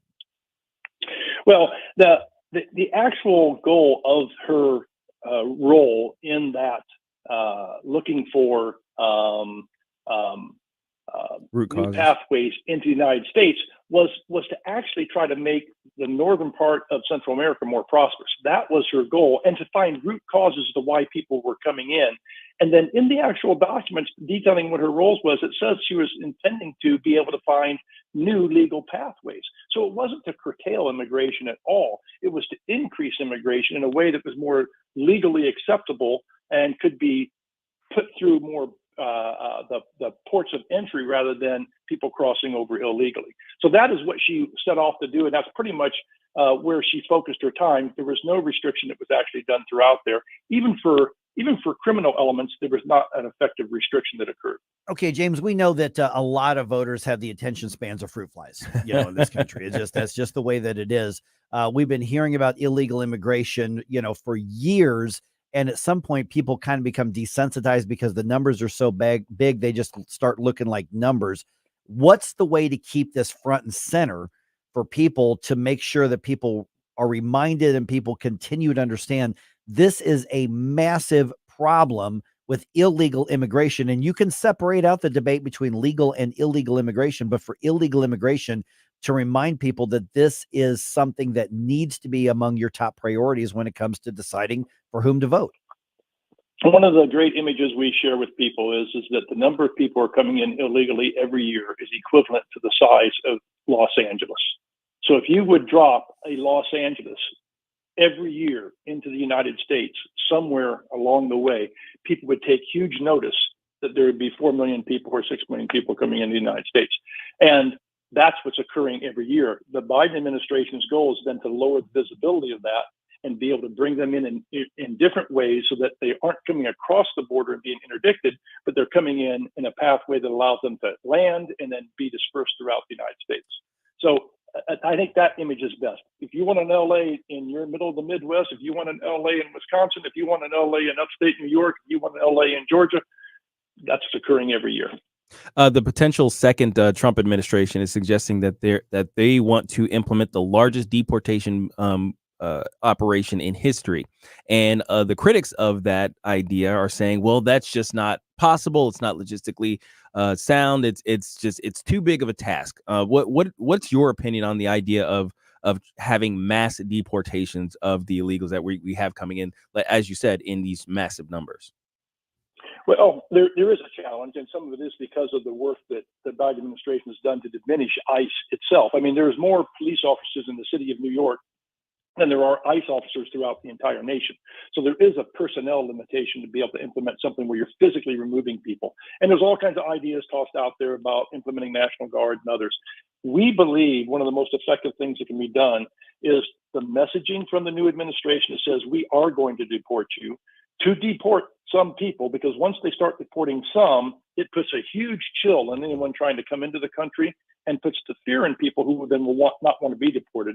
And then the last thing is to implement what we advocate, which is mandatory E-Verify, which is when you go get a job, you have to fill out your forms and say that you're a U.S. citizen and you have the right to work in the United States. That's the law. Well, there's an electronic system that's available that checks that information so that it can't be forged all the time. And implementing that would take away the job magnet. So we wouldn't have to deport people. They would leave. If they can't work here illegally, they won't stay, because the vast majority of people coming across the border are looking for economic gain. And once that is shut off, they will return to their countries. All right, James, you've mentioned the website before. We've tagged you on our social media, but go ahead and give out that information. People want to follow what you're doing to either get in touch or just keep track of it, to have something to share with their friends or social media connections as well. That's great. It's www.numbersusa.com. There are some tabs in the navigation bar. You can go to Congress and get the grade card for any representative in Congress. You can also just hit the search button, put in the interest you have. If you're interested in asylum, if you're interested in the wall, if you're interested in whatever, we have articles, videos, fact sheets, all available to you. Search button, super powerful on our website, NumbersUSA.com. All right, James, good chatting with you again. Thanks so much. Thank you. Thanks, James. All right, 314-912-1019. That's the number to stay involved in the conversation here at any point. At 6:50, let's go ahead and dump some news on everybody, kind of give everybody an update, including Sam Page trying his hardest, it seems, to make sure that seniors on fixed incomes do not get a break on their property taxes, which are going up like crazy. And why is he mad? Why is he mean to Grandma? Seriously. He's mean to Grandma. Yeah. Grandpa already worked himself to death trying to keep up with the bill. Right. Grandma is the one he's mean to. Sure is.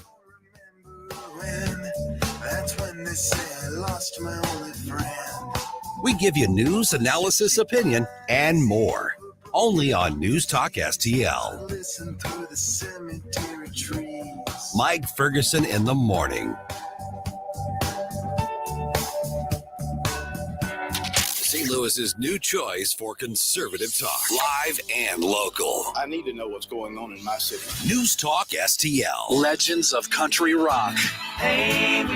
With Pure Prairie League. Atlanta Rhythm Section.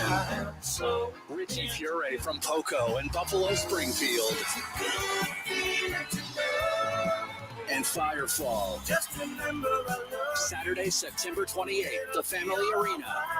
Tickets on sale now at the Carroll House box office located at the Family Arena or Ticketmaster. Don't miss Legends of Country Rock live. Blue Oyster Cult is back live.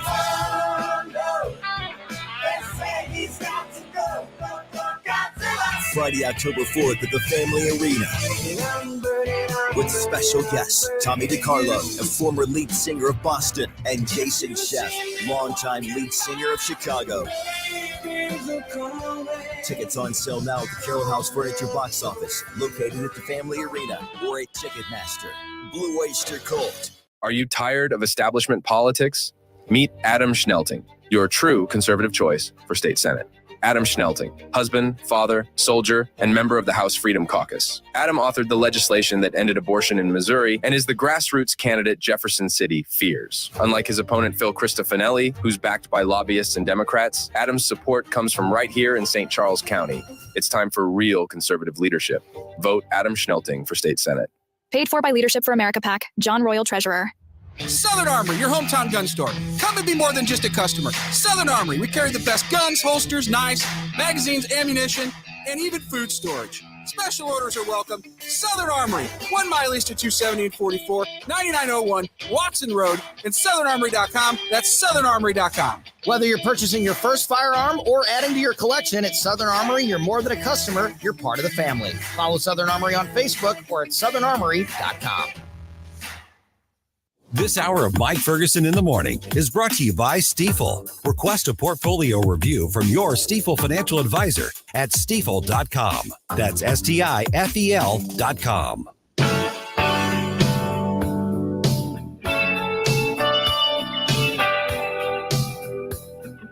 Hey there, Tim Jones here. Make sure you join me and my buddy Chris Arps this afternoon from 4 until 6 p.m. right here on 101.9, 94.1 News Talk STL. Right now, let's get back to more of Mike Ferguson in the morning.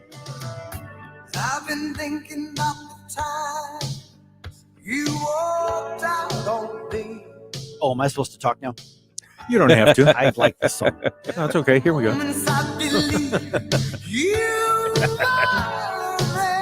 Raised on Radio is a great album. Start to finish. Not a bad song on it. All right. Kimberly Cheatle. Gone. Out. So that ends her headaches, right? Well, maybe not. Yeah. It ends our headaches, right? Well, maybe not. Also, Sam Page is running out of excuses when it comes to his foot dragging of the senior property tax freeze. That doesn't mean he's not going to keep stopping it. He's just running out of excuses. And then a Cardinals player reaches a big career milestone. Wake up, America. It all worked out. They got all the news. The morning news dump. All right, here we go. Secret Service Director Kimberly Cheatle resigned after testifying before Congress about the debacle at the Pennsylvania rally where Donald Trump was almost assassinated. On the Evening Edit, which is on Fox Business, Senator Marsha Blackburn, Republican out of Tennessee, you probably knew that. She says that she's glad Cheatle is out of the job, but she says they still don't have the answers they need. What we have is a situation where she should have been fired on that Saturday night. And she has persisted. She couldn't give us answers on the phone call that we had Wednesday afternoon with her.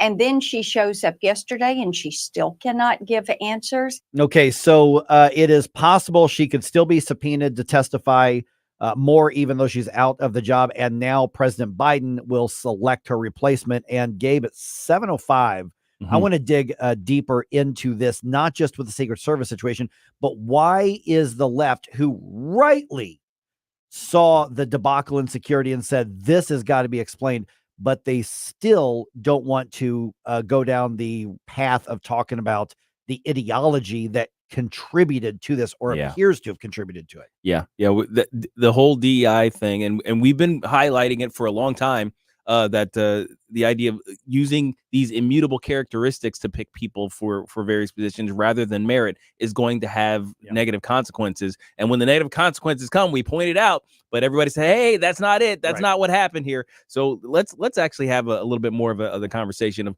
how do we address it also without alienating people. Because that's also part of the equation. Is DEI the entire reason Donald Trump was almost killed? No. But is it a factor? Absolutely. Looks like it. Sure does. All right. So 7:05, get ready to call and let us know what you think on social media as well. All right. The St. Louis County Council approves another $600,000 to pay for the senior property tax freeze implementation. All right. Here's where we're at. That's in addition to the $300,000 already budgeted, which has not been spent by the Page administration. We're being told that not a penny of that has been spent. Mark Harder, county councilman, was on with us, 2 weeks ago? And he said they haven't spent a single penny of it yet. The reports from last night in the meeting, not a single penny of that has been spent for implementing the property tax freeze. And the Page administration says we need more money. That's crazy because like I said, I'll do it for, and at this point it's $500,000. That's right. Your price went up. My price went up because, you guys are dragging your feet on this, but I will implement this entire policy. I will make sure everybody gets their checks for $500,000. I'll even give you a payment plan, just $100K a year for the next 5 years. All right. You're buying lunch then. So the money is going to be used to hire new staff and buy software. But what nobody can seem to explain clearly is why it would take $1 million. You're not rewriting the tax code. It would simply be if you are at the age of 62 or above and you live in your home in St. Louis County, whatever your property taxes are at the given year, that's what it stays at. That's it. Yeah. I mean, at best, at most, I can think of this as like a new data point in the database of taxpayers. Right. It's just a little flag. And when the flag shows up, then you say, okay, and you have the freeze point. Hey, maybe that's another set of data. Okay, here's the max tax for this person. Why is that difficult? No. And why would it require dozens of new employees and $1 million? And I mean, it just doesn't make any sense. It feels like you could accomplish this with Excel. Yeah. You know what I mean? It's like I could write an Excel program today, like in an hour, that would do this. Some council members also now want an audit of anything related to the program, which was passed by the council 9 months ago. And by the way, the time frame to apply for this year to get your property taxes frozen, it is expired. Yeah. So your property taxes are going up next year because the Page administration drug their feet long enough to get it done. Why does the Page administration hate grandma? That's a good question. And that's exactly, I think, what's happening there. All right. Let's see here. Vice President Kamala Harris is going to skip Prime Minister Benjamin Netanyahu's address to Congress today, as Democrats are still complaining about Israel, defending itself against Hamas and their allies. This is after the vice president gets President Biden's endorsement to be the Democratic nominee. On Hannity last night, Senator Lindsey Graham says the vice president is pandering to the extremist in the Democratic Party, and that is bad for America's security. It empowers the enemies of Israel. It makes America weaker in the eyes of our allies. I cannot tell you, she flunked the first test of trying to be president of the United States by picking the Hamas wing of the Democratic Party, pleasing them more than standing behind the Prime Minister of Israel. This is a chillingly bad decision. Yeah, it's horrible internationally. Israel, in case she wasn't aware, is our ally. Yeah. They're the good guys here, by the way. Yeah, then that's that. Netanyahu is apparently going to meet with Donald Trump this week, and Joe Biden's going to meet with families of American hostages. All right, the Cardinals even up their series with the Pirates on Tuesday. Nolan Arenado had a home run. Cardinals win 2-1 in Pittsburgh. Lance Lynn did not get the win because the Cardinals took the lead after he left the game, but he did get his 2,000th career strikeout in that game as a pitcher. Only 5 other active pitchers have reached that mark. On Friday, July 26th, the Cardinals welcome the Nationals to town. That night, thanks to Coca-Cola and Deerbergs, 25,000 fans 16 and older will be surprised at the gate with a 2004 mystery bobblehead. This collector's item celebrates the 20th anniversary of the Cardinals' 2004 National League Championship. But which one will you get? Find out on Friday, July 26th. For tickets or more info, visit cardinals.com/promotions. This is Jim Edmonds, St. Louis Cardinals, for the Lou. This is former Cardinal and Navy veteran Mitch Harris. The Cardinals are proud to celebrate our troops and veterans. Military Appreciation Night, presented by Bally Sports, is Friday, July 26th, and the Cardinals host the Nationals. With the purchase of a special themed ticket, fans will receive an exclusive military-themed Cardinals jersey. A portion of each ticket purchase will be donated to USO Missouri. For more information or to purchase tickets, visit cardinals.com/theme. St. Louis Cardinals, for the Loop. I'm Dr. TJ, owner of the Institute of Natural Health, co-owner of Optimal Nutraceuticals, and the host of Wellness 101. Wellness 101 is designed to cut through the nonsense and provide you common sense, science-based information regarding health and wellness. On the show, we discuss topics like thyroid health, gut health, hormone optimization, and many others. Our show airs Saturdays at 10 a.m. and 2 p.m. and Sundays at 11 a.m. and 3 p.m. right here on News Talk STL. For more information, visit us at inhstl.com. That's inhstl.com. Replacing your roof is always a big deal and a big decision. That's why I want you to call my friends, the folks that we've trusted with our homestead, Eureka Contracting and Roofing. 636-938-ROOF. That's 636-938-ROOF. They are veteran-owned, over 30 years of experience in the construction and insurance industry. They'll replace 100% of your roof, siding, fascia, and gutters. They'll come to you with a personal consultation. Give them a call anytime that Mother Nature strikes you. 636-938-ROOF. Available 24/7 at eurekacontracting.com. That's eurekacontracting.com. KLGY HD3 Clayton, K270BW Bellefonte, KNBS Bowling Green. This is News Talk STL at 1019, 94.1, and always streaming at newstalkstl.com. Breaking news this hour from townhall.com. I'm Jeremy House. Israeli Prime Minister Benjamin Netanyahu will speak before Congress today in hopes of bolstering U.S. support for continuing Israel's fight against Hamas and other adversaries. Netanyahu's speech comes as the Biden administration is urging him to focus on closing a deal ending the devastating 9-month war in Gaza. President Biden will address the nation tonight about his decision not to seek a second term. On Sunday, the president posted a letter online announcing that he was dropping out of the 2024 race. Tonight, in a speech from the Oval Office, he will explain to the country more about his historic decision, which has upended the presidential race. The address will also be forward-looking. In a White House statement, the president said he will use the primetime address to talk about what lies ahead and how he will finish the job for the American people. Greg Clugston, Washington. House Republicans are quickly pivoting their focus from President Biden to his possible successor, Vice President Harris. House Republican Conference Chair Elise Stefanik says Harris has been negligent. Yesterday, I introduced a resolution condemning Kamala Harris's role as Biden's open border czar. House Speaker Mike Johnson says Republicans are ready for former President Trump to win back the White House from the Biden-Harris administration. This election will be about policies and not personalities, and we are delighted to line up the record of President Trump against the Biden-Harris record. It's very clear where we're going. So we're in unprecedented, very challenging times as a country because of the weak leadership out of the White House. House Majority Leader Steve Scalise says Harris is, quote, responsible for the biggest failure of this administration. On Wall Street, Dow futures are off 161 points. NASDAQ futures are down 223.5. More on these stories at townhall.com.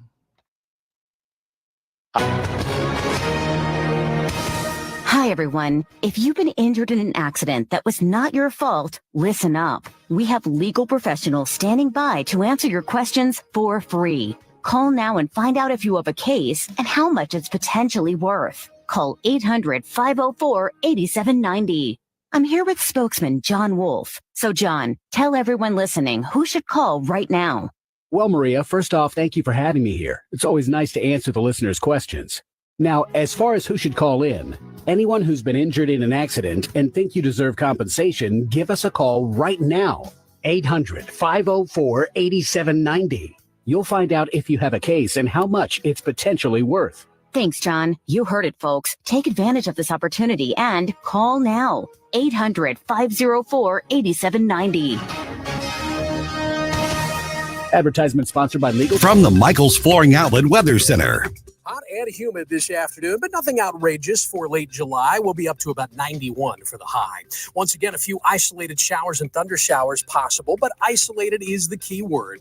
Temperatures drop to around 70 overnight tonight. Most of us will be dry, just a slight chance of a shower. And then a stalled front right on top of us tomorrow brings another chance of rain and storms, but lots of dry time in the mix too. Thursday's high at 88. That's your first alert forecast. I'm meteorologist Matt Chambers. This hour of News Talk STL brought to you by Senior Memorial. With the average funeral bill being over $9,000, are your loved ones prepared? Call 314-866-8886 or memorialplans.com. Senior Memorial Heritage Protection. Is your retirement income at risk if you or your spouse needs nursing home or in-home care? Hi, I'm Eric Robert, Director of Investments with the ClearPath Wealth Management Group at Stifel and host of On the Money, Saturday mornings at 9 on News Talk STL 1019. The cost of long-term care is one of the biggest risks in retirement planning. For many retirees, a single nursing home stay can cause a significant reduction in assets that can permanently reduce your retirement income. Fortunately, there are affordable and flexible options available today that can help you manage the cost of long-term care. Our team can help you address the risks relevant to your retirement, including long-term care. To schedule your free retirement plan consultation, go to clearpathinvesting.com. That's clearpathinvesting.com or call us at 636-695-2650. That's clearpathinvesting.com or 636-695-2650. Stifel Nicholas and Company Incorporated, member SIPC and NYSE. This hour of Mike Ferguson in the Morning brought to you by Window World. Simply the best for less. 314-993-1800 or visit windowworld.com. Mike Ferguson. You play ball like a girl. Gabe Pfeiffer. I triple dog dare you. Get up! Get up! Can't you hear the alarm? Get up, St. Louis. So it's time to get out of bed. Pour yourself the greatest cup of Kofifi the world has ever seen. Rise up with one voice, drain the swamp, and take back our country. Today's the day we're going to do it, and it's time to do it right now, believe me. Mike Ferguson in the Morning on News Talk STL. Get up! Get up! This is your cousin.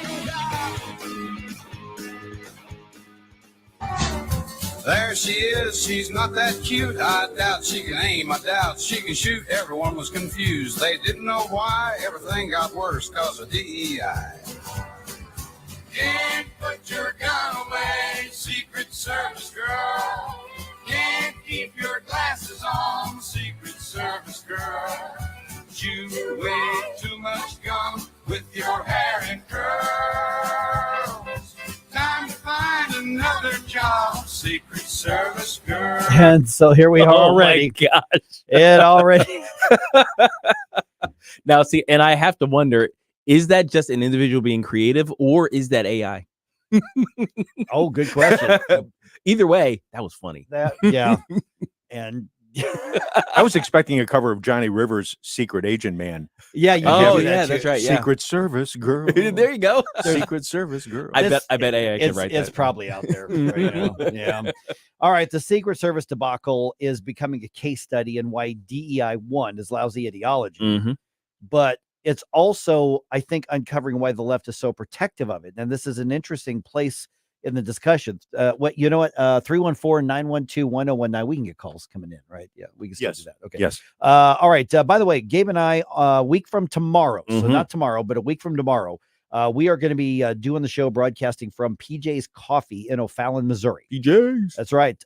So we're looking forward to that. And I think the doors open at like 5:30. Yeah, 5:30 or something like that. Yeah. We're going to be there obviously before that. But come on out, grab some coffee, grab some beignets, grab some breakfast snacks, we will bring you back some beignets. Thanks. He looked at me longingly. It's like, come on, you It's guys like- are going to get the beignets. And but we're going to have when our guests are coming in those days, I'm telling you right now, I can't tell you who it is, but we got some pretty big names. They're going to be coming out to the coffee shop. So come on out, meet them, say hi, pictures, the whole 9 yards. It's going to be a lot of fun. It's going to be a beignet Thursday. That's right, a beignet Thursday, precisely. And by the way, if you're not big on the hot drinks because it's so hot outside, they also have cold drinks. Oh, at okay. PJ's. Like they kind of have specialized in a lot of these cold brew type of things.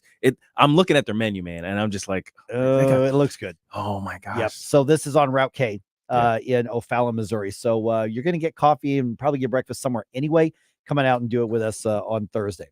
All right. So when looking for the truth of what went wrong on July 13th, we've got to be willing to be very, very real about it, but understand that there's a lot of people who want to politicize this like crazy. Okay. And that's where we've got to, and don't get me wrong. I'm not saying be sensitive about it. I think we should probably be so blunt and cold about getting to the truth and the facts about it. But at the same time, don't fall into the idea that we're going to politicize it for a campaign reason, for a political reason right now. The more we focus on the truth, the better off we're going to be. Yeah, absolutely. So here's what's interesting is when you looked at that hearing, for instance, that happened this week with Kimberly Cheatle just getting absolutely verbally pounded from both the Republicans and the Democrats and from the far right to the far left. I don't think there was anybody in that hearing who was not furious about what happened on July 13th, period. Yes. And that's so rare because usually somebody's the good cop, somebody's the bad cop, depending on what the topic is.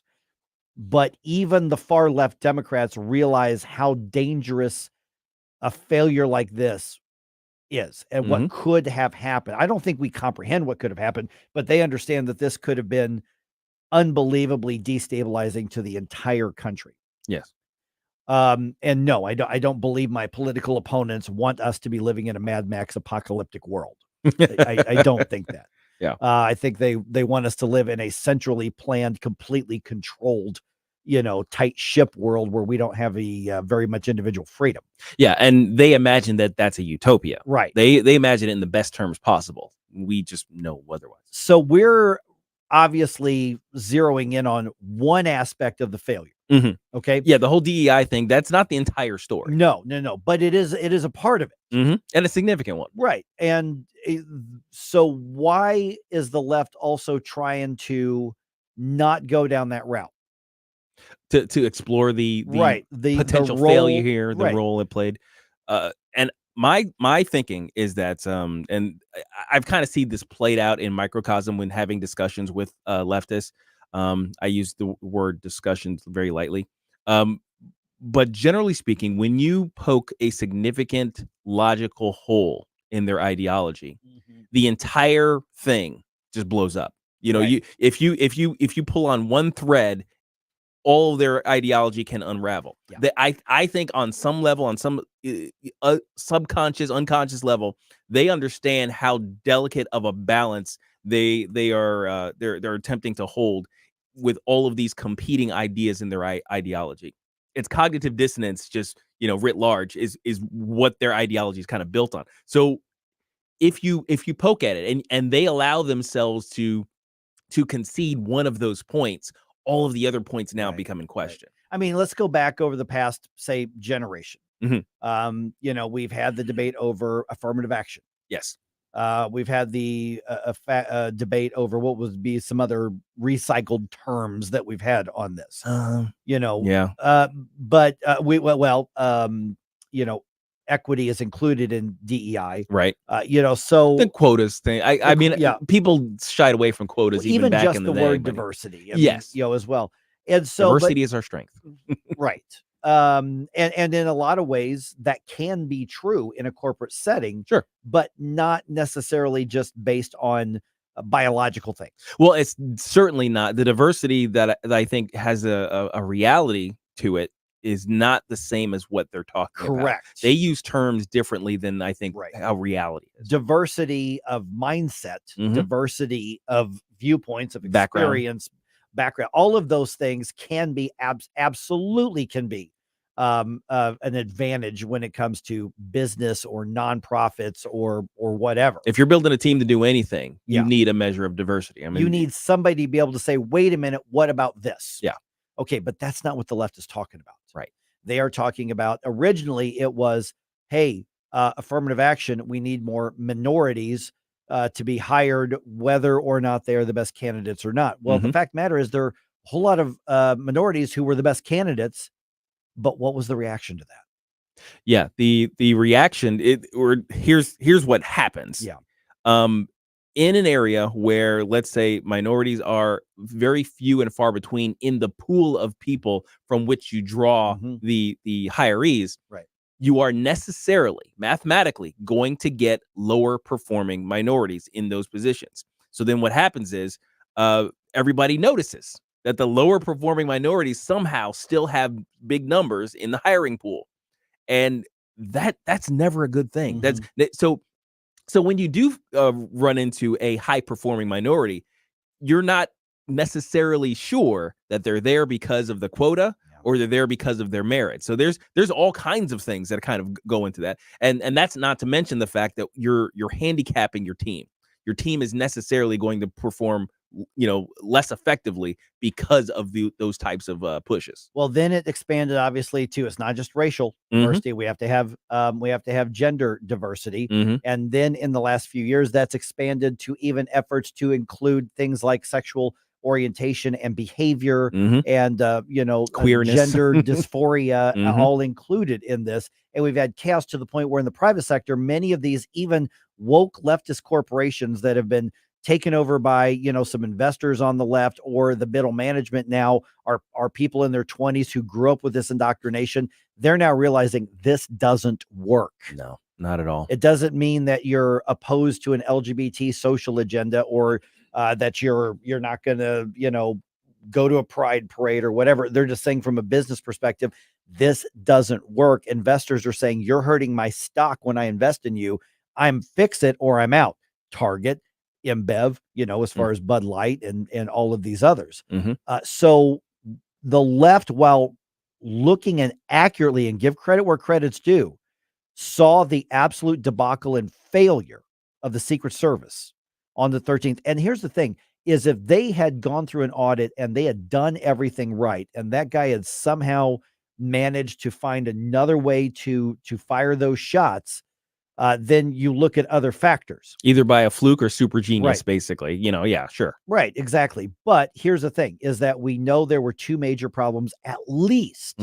One of them was a massive communications breakdown and a breakdown in the execution of a plan, because the now sloped roof building that we know about was not swept. It was not secured. Somebody missed the duty in doing that. Yes. So that's one. Now, does that have anything to do with DEI? Maybe not. We know it could have been absolute incompetence and communication breakdown and a failure of management. to go back over the checklist and say, wait a minute, was this done? Oh, that's supposed to be the locals. Did they do it? I don't have confirmation. Let me find out. I mean, so that's a massive failure. But then what we all famously or infamously saw with the young women who clearly were out of their element. And the thing is that if these young women had reacted the way that the young men did, and everybody on there looks like they were in their 30s, 20s, 30s, maybe younger than us. Younger than us. I didn't see gray hair. Right.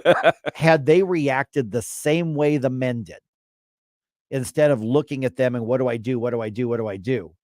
We're not having this conversation. Not at all. No. We're focused entirely on the madman who had his head aerated by snipers. And we're talking about the effect of what could have been and everything else that we talk about. Although I might still be talking about the size differences. Well, maybe. I mean, because look, I'm 5'7". Yeah. If you want a black guy on the security team, it's not going to be me. It's like, look, I could be just as good of an operator as anybody else if I'm in my 20s and 30s. Right. I could, I was fairly physically fit. I probably would have passed all of the requirements, things like that. But I'm not guarding a 6'2", protectee with my body. Right. I'm 5'7". Well, that's the point. You just pointed out the realities of the biology. Yeah. And I know we're a little heavy on. We'll get right to the segment here, the information segment here in a second. That's the focus where it should be. Who are the right people to be there? Yeah. Not a 5'5", clearly out of shape young woman who is untrained and does not know what she's supposed to do in a crisis situation and does not have those instincts. The other agents, and there probably were, if we looked at the whole thing, there were probably female agents who did exactly what they were supposed to do. Maybe. But the ones who were closest to their protectee, and it doesn't matter if it's Donald Trump or Joe Biden or Kamala Harris or JD Vance or anybody else, what they don't, Hakeem Jeffries, Mike Johnson, whoever, it doesn't matter who the protectee is. They weren't the right ones there. And we know that the Secret Service made a big deal out of implementing DEI policies. And now the very people who appear to be the ones who benefited from that left gaping holes in their mission and their execution and their operations. And there's the rub. Yeah. And there was absolutely no excuse to have someone of that height guarding someone like Trump, because let's be honest, the iconic photo would never have been taken if folks of the proper height, at least 6'3" or taller, we're covering him. So she should not have been there. It has nothing to do with the fact that, it's a woman. No, the fact is you're too small. Sorry, we need bigger people there. She wasn't suited for it. Yes. Well, now the Secret Service, we're being told, is encouraging not just Donald Trump, but the Kamala Harris campaigns as well to not do outdoor rallies. Oh, because they can't deal with them anymore. Or if they're not, now I will say though, if they're not confident they can do the job, oh my gosh, they say we need a more controlled environment. If they're not up to the job right now, I think it's responsible for them to go, guys, we may not want to take these risk factors. Okay. Now, does that reflect poorly if they're not up to the job? Maybe, but it's a responsible thing to do to admit it if that's what's happening. Yeah, but it's also kneecapping one of the biggest boons of the Trump campaign is to have those big outdoor rallies. Yeah, because they're a lot less expensive than, say, renting the Chaffetz Center. Yeah. Or something like that. All right, 314-912-1019. Just ahead here. Boy, I tell you, President Biden's going to talk to the nation tonight. Let's talk about that. We're going to carry it here on News Talk STL. Mike Ferguson in the morning. Tim Jones and Chris Arps in the afternoon. Wednesday, Tim and Chris are broadcasting live from the ALEC conference in Denver with Zach Smith of Heritage and then Senate candidate Jim Bolin. Tim Jones and Chris Arps. Weekdays at 4 on News Talk STL. On August 6th, your vote will shape our community's future. Introducing Representatives John Simmons and Kyle Marquardt, two candidates with starkly different records. John Simmons, a staunch conservative, has consistently cut taxes and defended parents' rights for education choice. He believes in limited government and safeguarding our privacy. Simmons even championed legislation to secure our elections, ensuring integrity at every step. In contrast, Kyle Marquardt voted to expand welfare and increase government spending, and also supported invasive, warrantless government drone searches. When it comes to protecting your rights and hard-earned money, the choice is clear. John Simmons is not just making promises, he's delivered real results. It's time to make your voice heard in the Republican primary.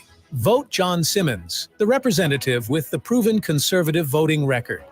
Paid for by Nova PAC, James Murphy, Treasurer. The Vic Porcelli Show. I was at the Trump rally Saturday night. He won't give one dime to any school districts that have any kind of vaccine mandate. It would be great to have polio and measles all come back. I don't believe you went to that rally. Obviously, I'm catching your snark, and you are not a Trump supporter. You're not even a listener to this radio station, so thanks for calling, Lester.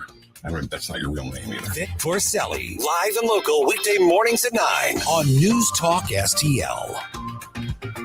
News Talk STL is proud to have Doug Voss of Safe Money Radio as part of our lineup each week. Doug has been a staple on St. Louis radio for many years as one of the leading financial experts in the area. Doug and Safe Money Radio is on 3 times every weekend, but in case you miss anything, you can check it all out at DougVossSafeMoneyRadio.com or call 844-676-SAFE. That's 844-676-7233. Doug Voss is a registered representative. Securities offered through DHL Securities, LLLP. Member FINRA and SIPC.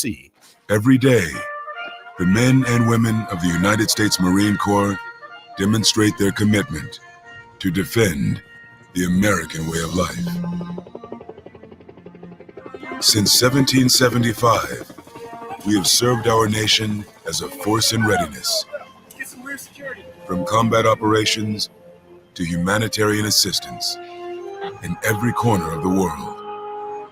No matter where the mission takes us today, or wherever our country needs us tomorrow, we always remember the land we call home. As Marines, we take a stand for each other, for our nation, for us all. The few, the proud, the Marines.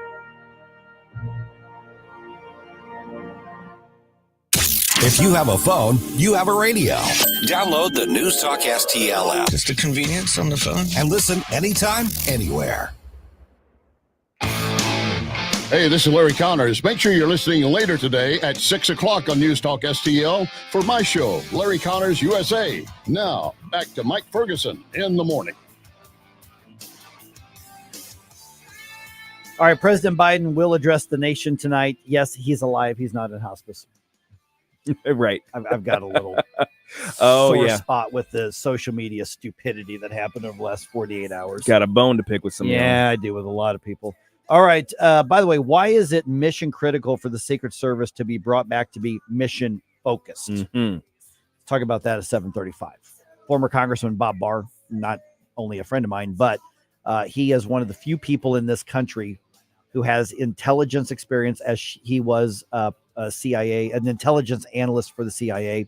He was also a former federal prosecutor appointed by Ronald Reagan, and then obviously as a member of Congress as well. So Bob's got a large, and he's a constitutional attorney as well. Wide, expansive resume. So I'm looking forward to chatting with my old friend here in about 10 minutes or so.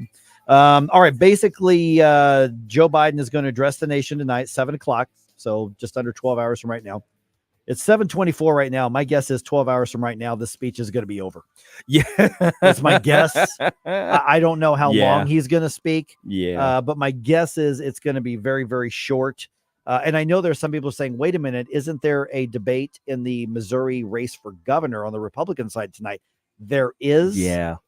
So I don't know what they're going to do, whether they're just going to, go on with the debate as scheduled or wait 5 or 10 minutes until the president's done speaking. I have no idea. But the president, 7 o'clock our time, we are going to carry the president's address here on News Talk STL, like I just said. So he's going to talk about why he's not running.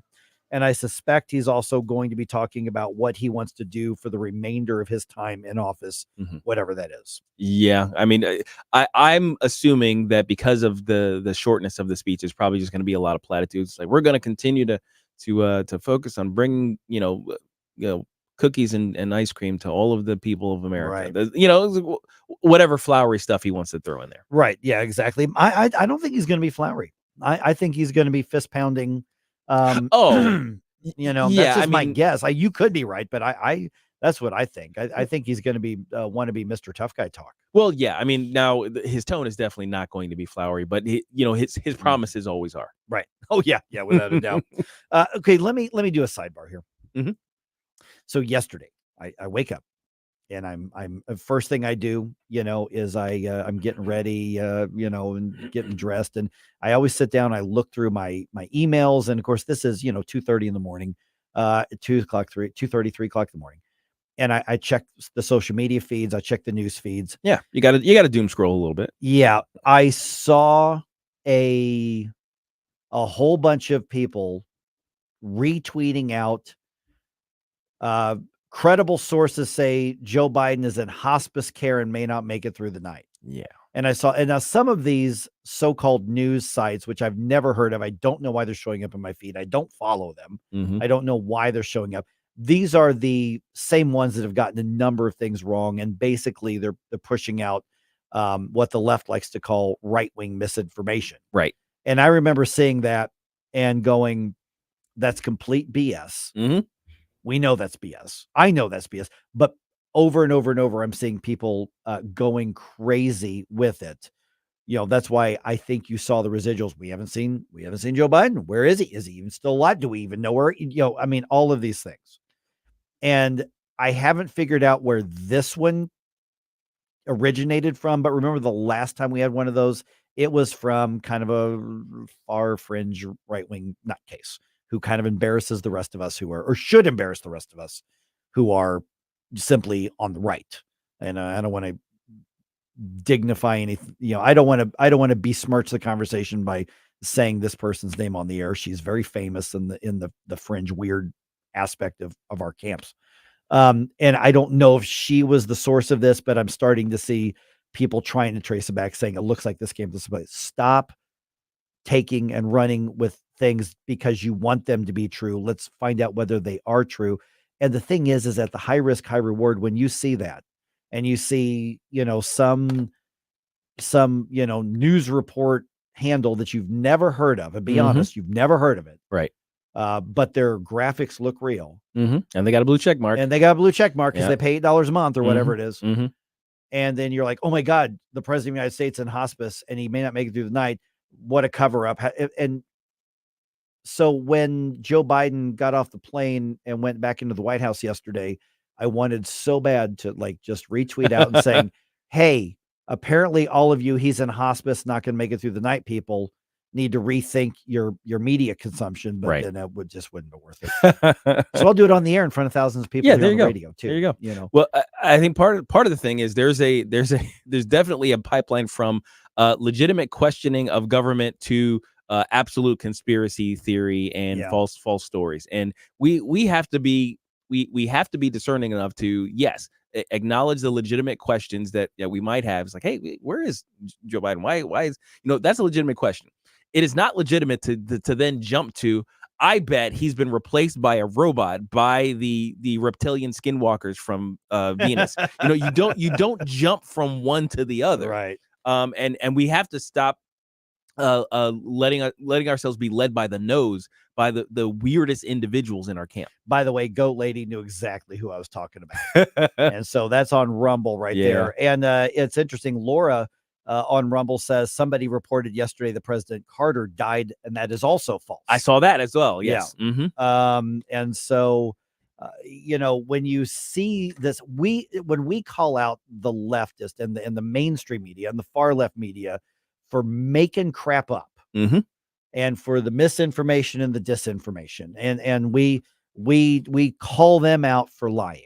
Yeah. We have to make sure that we're not enabling that on our side, because the great thing is we have truth on our side. Yes, absolutely. That's kind of the point. So when you are standing on the moral high ground, you don't start digging. Right. It's like, what are you doing? Why are you lowering our position? Okay, so my rant is off my chest now. Okay, that's just saying that. That's fine. All right.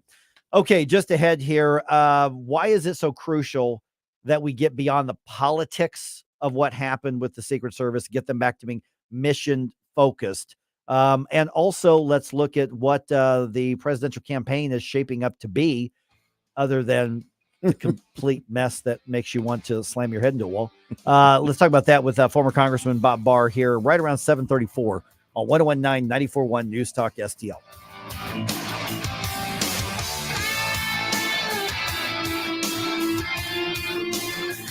This is News Talk STL at 1019 94.1 99.1 HD3 and newstalkstl.com. Get up. It's Mike Ferguson in the morning.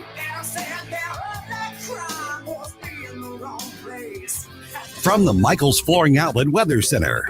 Hot and humid this afternoon, but nothing outrageous for late July. We'll be up to about 91 for the high. Once again, a few isolated showers and thunder showers possible, but isolated is the key word.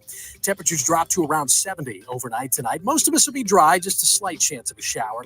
And then a stalled front right on top of us tomorrow brings another chance of rain and storms, but lots of dry time in the mix too. Thursday's high at 88. That's your first alert forecast. I'm meteorologist Matt Chambers. What's the key to maximizing the value of your outdoor space? Satisfaction. And getting a fence or deck that exceeds expectations with the highest quality, American-made material. And working with a team that cares about your project as much as you do. And adding safety and security for your family and pets to play, relax, and entertain. At STL Fenceworks, satisfaction is our core value. Doing it right the first time, standing above the competition. At STLFenceworks.com, your satisfaction is our passion. This is Larry Connor's commentary on News Talk STL. There were so many security failures at the Trump rally, it would be funny, except for the fact that a father of two was killed, others wounded, including former President Trump. Let's start by pointing out that police were inside the building where the shooter was perched. Sources say they were local, city, county, state, that's still unclear. And that apparently they were on the roof at one point, but they left because it was too hot. At one point, the shooter was spotted with a weapons case. One officer even got a photo of him, called it in. It's still unclear who got the message or what was done with it. And then there's the issue with the Secret Service agents who were assigned. One reporter said, my sources indicated most of these were temporary agents, only one of them routinely assigned to the Trump detail. And the Secret Service director, Kim Cheatle, said, yes, the buck stops with me. And she said, what did happen was unacceptable. It's something that shouldn't happen again. Those words ring so hollow because she also then adds, the buck stops with me. I am the director of the Secret Service, but I'm not leaving. Get more Larry Connors on Larry Connors USA. Tonight at 6 on News Talk STL. No matter how big the event, Capriotti's can take care of all of your business or personal catering needs. With party trays, box lunches, a meatball bar, shareable salads, plus desserts and sides. Easy ordering is available via the Capriotti's app. Check it all out at capriottis.com. Connor Roofing. You can count on Connor. Connor Roofing is now a two-time winner of the National Best of the Best Award for customer satisfaction for roofing, storm damage restoration, siding, gutters, both residential and commercial. Please visit ConnorRoofing.com for an estimate. And remember, you can count on Connor. Liberal mega donors are always looking for new rhinos to do their bidding. And with Adam Schnelting, they found their new star. Adam Schnelting has already backed their radical plan to defund our police. And he skipped countless important conservative votes. Skipped a vote to protect kids from sexually explicit materials in school, and skipped a vote to protect churches from junk lawsuits. It's no wonder Adam Schnelting is bankrolled by Hillary Clinton, Barack Obama, and Joe Biden's top funders. Bill Cristofanelli is the only leader we can trust to protect our conservative priorities. When radicals tried to defund the police, Bill Cristofanelli passed record funding for Missouri's law enforcement. When Joe Biden left our southern border wide open, conservative Bill Cristofanelli banned sanctuary cities and voted to send Missouri National Guard troops to secure the border. Vote Bill Cristofanelli, the proven conservative, for state senate. Gladius PAC is responsible for the content of this advertising, paid for by Gladius PAC, and is not authorized by any candidate or candidates committee. Hey, Columbo here for the great cleaning pros at Zero Res. Summertime in St. Louis means barbecues, graduation parties, and spending time with friends and family. And Zero Res knows how important it is to have your home as clean and healthy as possible for your loved ones. So they have an amazing summer offer for you. Book a cleaning in July and mention the Columbo special, and you'll get 3 rooms of carpet cleaned starting at just $129 and a 4th room free. Just mention the Columbo special when you call 314-474-2020 or when you book online at ZeroResSTL.com. Free speech is alive and well in America. So what's going on? Right here. To me, this looks like the run-up to World War II. News Talk STL. They're playing with fire. Democrats are destroying the country. News, analysis, opinion. Love the music you hear on the morning show? Check out Mike's morning music playlist at newstalkstl.com.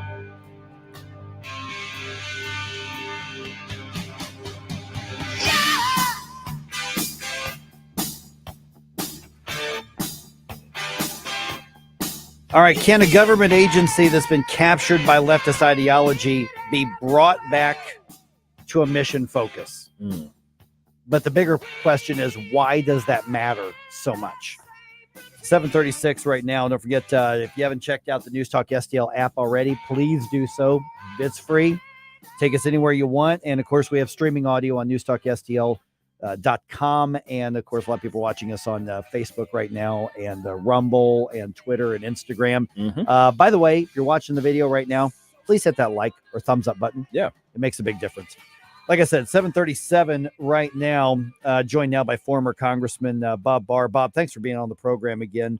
Let me start with the situation with the Secret Service. Kimberly Cheatle obviously resigned.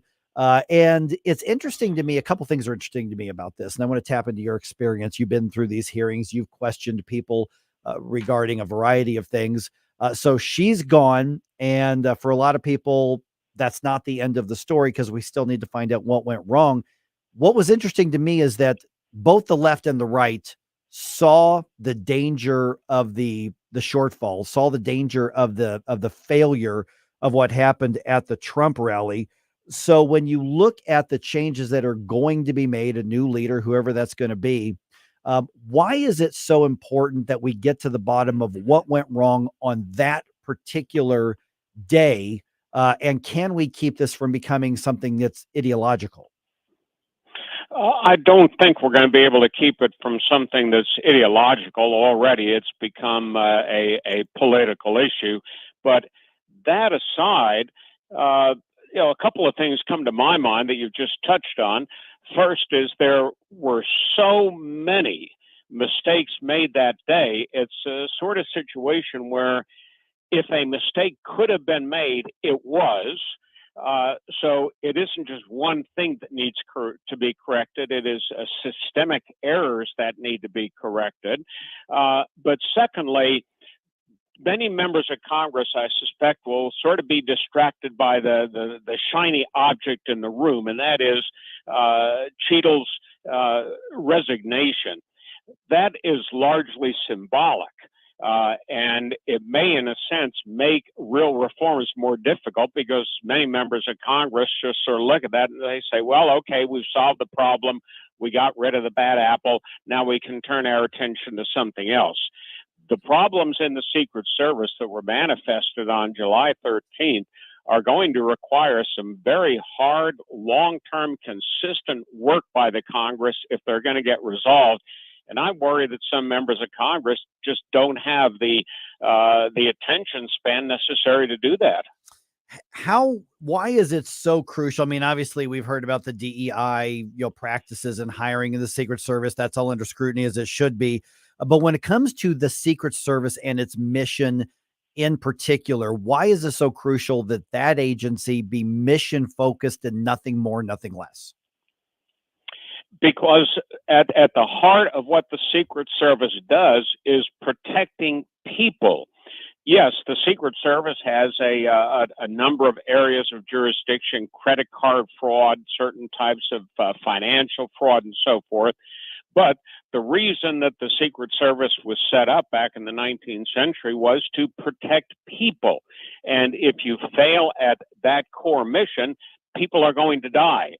Unlike other agencies whose mission may not deal directly with people's lives, but only indirectly. So that's why it's important to get this right. It's not going to be easy. It's going to take time. It's going to take members of Congress rolling up their sleeves, maybe getting away from the TV cameras and Nancy Mace and using foul language to get on the air and so forth. That's not going to cut it. They're going to have to really work hard at this over a long period of time to straighten it out. And I'm concerned that they're not going to do that. Good morning, Bob. Gabe Pfeiffer here. So from the local police officers, with rainbow-colored patrol cars all the way up to drag queens recruiting for the Navy, it feels as though the people who are supposed to be absolutely mission-focused, where, lives are on the line, are completely distracted by these ideological matters. And I feel very vulnerable on the world stage looking at the people who are, have control of the guns and the power to use it are so distracted. Help talk me off the ledge. Is there a way back from this where we could have more mission-focused people protecting us? Elect President Trump to another term, where you have a leader setting the policies for an entire administration, from cabinet secretaries down to ambassadors in foreign countries, whose mission now seems to be to push the LGBTQ plus agenda. Yes, that is very, very disturbing. And clearly, at least to me, Kamala Harris is a real standard bearer for that. That seems to be what she believes is most important in running for election to the presidency, and that is to push that agenda as job one. That has become their mission, and whether we fly a rainbow flag at an embassy or a consulate in some foreign country is one of the stupidest, most inconsequential things that could happen. Yet that seems to now be one of the issues in this campaign. So the only way we're certainly not going to solve these problems you've identified if Kamala Harris is elected. Trump has made clear that that's not his mission, that's not his vision. So that's the one thing that I think we need to do this year in order to try and solve these problems. We are visiting with former Congressman Bob Barr. And speaking of that campaign, okay, so she's secured the delegates. She's going to be the Democratic nominee. We don't know who their vice president or running mate's going to be for her. But when we look at what they're going to bring to the table, to the campaign trail, if you will, what should Donald Trump, or what should Republicans, or what should conservatives, at least as much as that overlaps with Donald Trump, what should we be ready to counter from the Harris campaign from this point forward? She's got 100 and whatever days to come up with a complete campaign message and execution, which is really hard to do. So they're probably going to pull out, as big a guns as they possibly can. What the Trump campaigns, in my humble opinion, needs to do is identify the 3 or 4 issues that are most important to voters and to our country, beginning perhaps most importantly with immigration, to secure our borders. Secondly, to ensure that despite some of the temporary evidence that crime, certain types of crime are not increasing, Americans don't feel safe, and they really are not safe on the streets of this country. That needs to be at the top of the list. Reforming our education system so students in our public schools actually learn something about the United States of America, so they learn how to read, write, and add and subtract. And the Trump campaign, I think, needs to be hitting on those issues and draw the contrast with Kamala Harris, whose record in California, and to the extent that she's had a record as vice president, clearly is rooted in ultra-liberal policies on all of those issues. I think the Trump campaign would be making a mistake if they start, calling her names like Trump did in this 2016 campaign. That's going to backfire. That's not going to help. Stick to those core issues and draw the contrast, because we have a clear contrast. Trump has a record as president. We know exactly where he stands on these issues. She does also, both for her work in California previously and as part of the Biden administration. I think if Trump's campaign does that, they will win, maybe not in a landslide, but fairly handily. Bob, we know we're going to get some conservative things done with a Trump administration. We're going to get secure borders. We're going to get tax cuts, and we're going to get some reining in of the crazy leftism that we're seeing being expressed through government. But he's not exactly an ideologically conservative guy, and I think the party is moving in a more populist direction. How do we make sure that we don't sort of offer up conservatism on this altar to try and to win the battle and end up losing the war? Well, the history has shown us the way. Ronald Reagan was conservative. He was conservative long before he became governor of California, long before he became the presidential candidate in 1980. And remember, in 1976, he was a Republican candidate, but the Republican establishment didn't like him, made sure that he could not win the nomination, but he kept persevering. Reagan was not a dyed-in-the-wool ideologue. He was a solid conservative, and he recognized that if you take a list of 10 conservative issues and you solidly stand for 8 of them, including the top 4 issues, and are willing to not necessarily compromise but downplay certain others that are not going to really win you an election, you can win.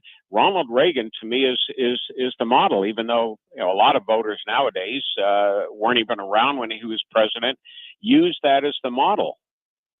All right, Bob Barr, former congressman. Just one real quick last question. Given the concerns about Joe Biden's health and cognitive ability, and he's going to address the nation tonight, is there an inherent risk that all of us, Republican, Democrat, Independent, otherwise, that we should worry about if we don't have a stable, functioning executive branch? I mean, obviously, the founding fathers had checks and balances to account for some things.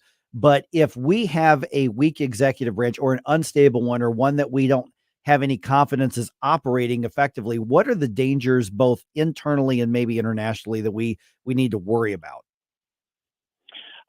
To be honest with you, I'm not that concerned about it. Yes, there are dangers, but we have in our system of government, and the nuclear age has been around long enough. We have a number of backup systems and fail-safe systems. So I don't really worry so much that all of a sudden the president's going to push the nuclear button. The real problem in the international arena is that other nations will perceive, as they already have, that weakness and start to mess with us in different hotspots around the world. We need to be prepared for that. This administration has shown it does not have the stomach or the intelligence to really deal with those things. But within our military, there still are, despite all of the wokeness, there still are a lot of very solid military leaders who can stop these small brush fires that are continue to flare up, to stop them from becoming a conflagration. So I think we'll be okay in the short term, even with this guy staying in there. But we have to make sure that we do maintain those military leaders and people in civilian positions that can serve as a check on him. All right. And libertyguard.org is where you're going to find Bob's blog and a lot of other information as well. We've already tagged you on our social media. Bob, great talk to you again. Thank you so much for being back on the show, Bob. Thanks, Bob. Always a pleasure. Thank you all. All right. 314-912-1019. By the way, at 8:05, this is interesting. A school punishes a young student, for expressing that he likes all of his classmates, regardless of the color of their skin. He's being what? Yeah. It's punished? It's like in court and stuff now. What? We've got one of the lawyers working on the case at 8:05. This is emblematic of what we're seeing across the country and the ideologies that we're fighting on that. 8:05, we'll get to that. I got a question for you at 7:53. Okay. Do you do these weird things and think that your superstitions actually help your team win? Oh, no.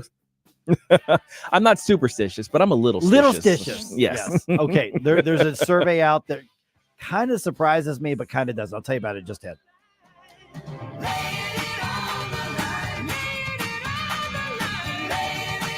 We give you news, analysis, opinion, and more. Only on News Talk STL.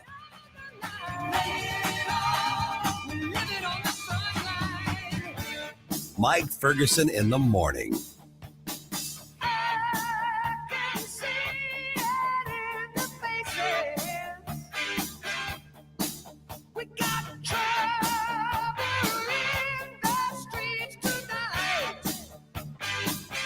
Number one for live and local conservative talk. Every day, something new. News, analysis, and opinion. I'm going to sound the same warning now that I have been for years. She is unfit and unqualified to be our president and commander-in-chief. As they lecture you and I on democracy, they literally just trashed 14 million Democrat primary voters. We are the most unified party I think that's ever existed. 101.9 and 94.1. St. Louis is number one for conservative talk. News Talk STL. New survey just came out. You can look it up, talking about which states have the best economies, which states don't have the best economies, which are on the bottom of the list. And unfortunately, right here in the News Talk area, Illinois was near the bottom of the list on state economies. And that means there's a lot of people looking to move and go different directions.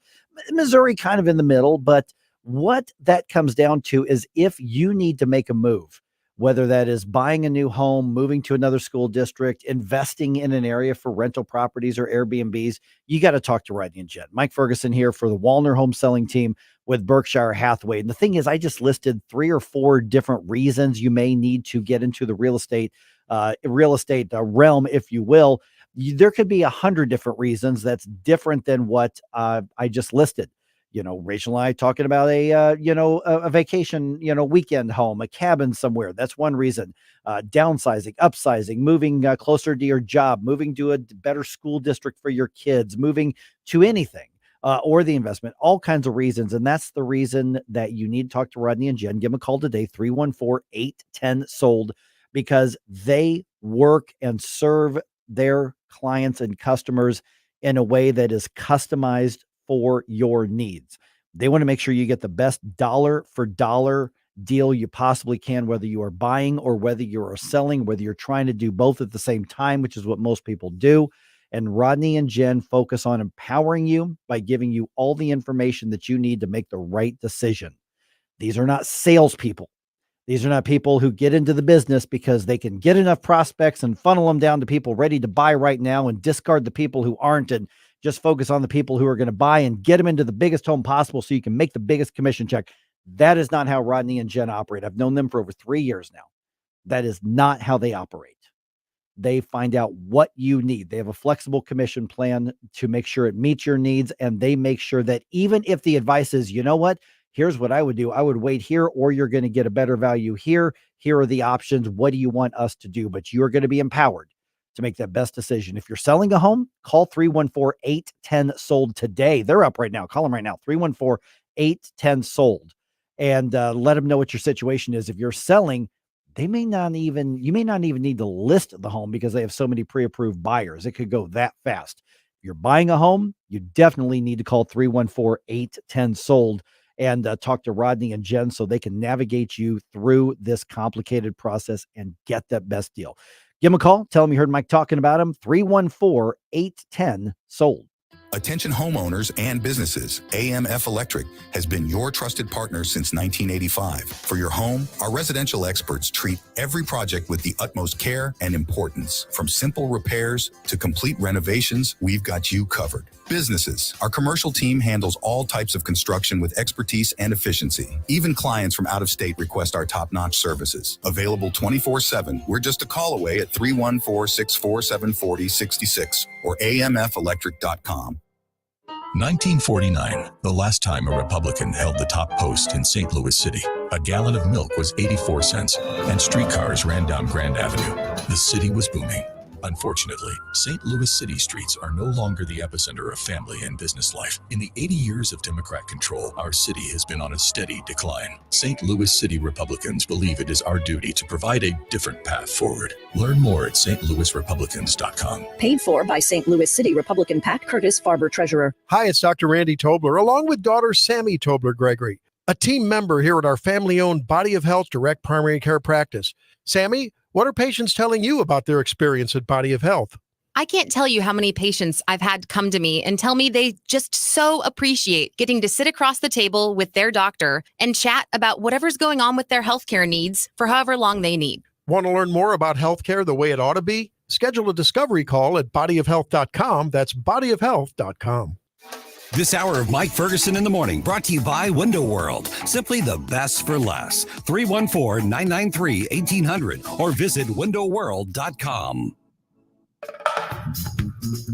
Hey, this is Todd Showalter. Join me on Saturday at 5 as I try to put some fun back into this dysfunctional radio station. It's The Right Mind Show with me, Todd Showalter, at 5 on Saturday. And, speaking of dysfunctional, let's get back to Mike Ferguson in the morning. All right, we're going to a information segment with some top-of-the-hour news here coming your way here. I want to talk about this in a little more depth later on. What you guys, obviously, Stell, you've got the Cubs, your favorite ball team. You got a favorite ball team, I'm a fan of the Cards. Yeah, Cardinals. Could be a college, could be anything like that. 22%, 1 in 5 of American sports fans think that our good luck ritual before the game actually makes a difference in the game. Oh, absolutely. Yeah. 1 in 5. I'm actually surprised that number is so low. Well, and that may be just who's willing to admit it. Yeah. If I fix that sandwich, they're going to win. That's right. If I wear that jersey, wait a minute, we won. I'm not going to wash it until we win. I have a friend that when he's a Detroit Lions fan. You know who you are out there.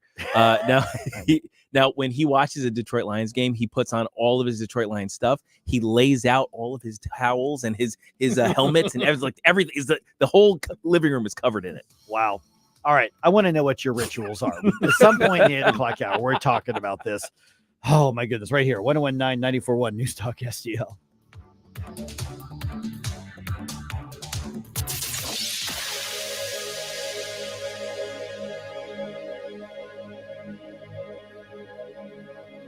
Nate Lucas here for the Village Bar in the heart of Des Peres. Since 1948, the Village Bar has been the go-to destination for delicious food, cold drinks, and unbeatable atmosphere. Savor their famous wings, burgers, and onion rings, or grab a drink from their fully stocked bar. Catch all the big games and enjoy the company of their friendly staff. Plus, don't miss the 1879 Distillery, a one-of-a-kind experience right next door. The Village Bar offers the best value in town. Find the Village Bar on Facebook and come experience where history meets great times. You'll be glad you did. Oh, Adam, you are so romantic. And I love the kitchen you found with all these great crumbs. Yeah, baby. Only the finest crumbs in the kitchen for my favorite aunt. Oh, no.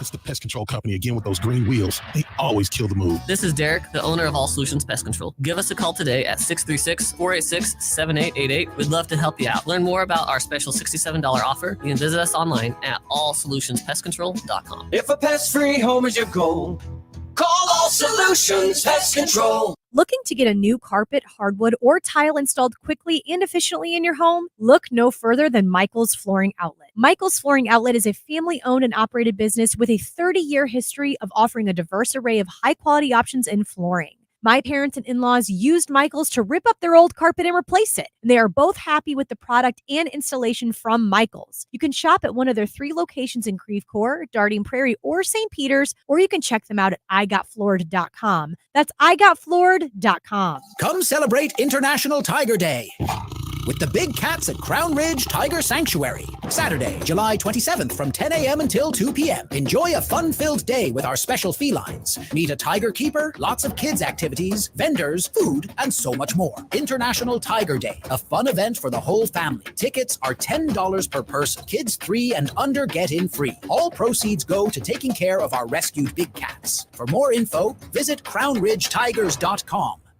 KLGY HD3 Clayton, K270BW Belfast, KNVS Bowling Green. This is News Talk STL at 1019, 94.1, and always streaming at newstalkstl.com. Breaking news this hour from townhall.com. I'm Jeremy House. Israeli Prime Minister Benjamin Netanyahu will speak before Congress today in hopes of bolstering U.S. support for continuing Israel's fight against Hamas and other adversaries. Thousands of protesters are expected.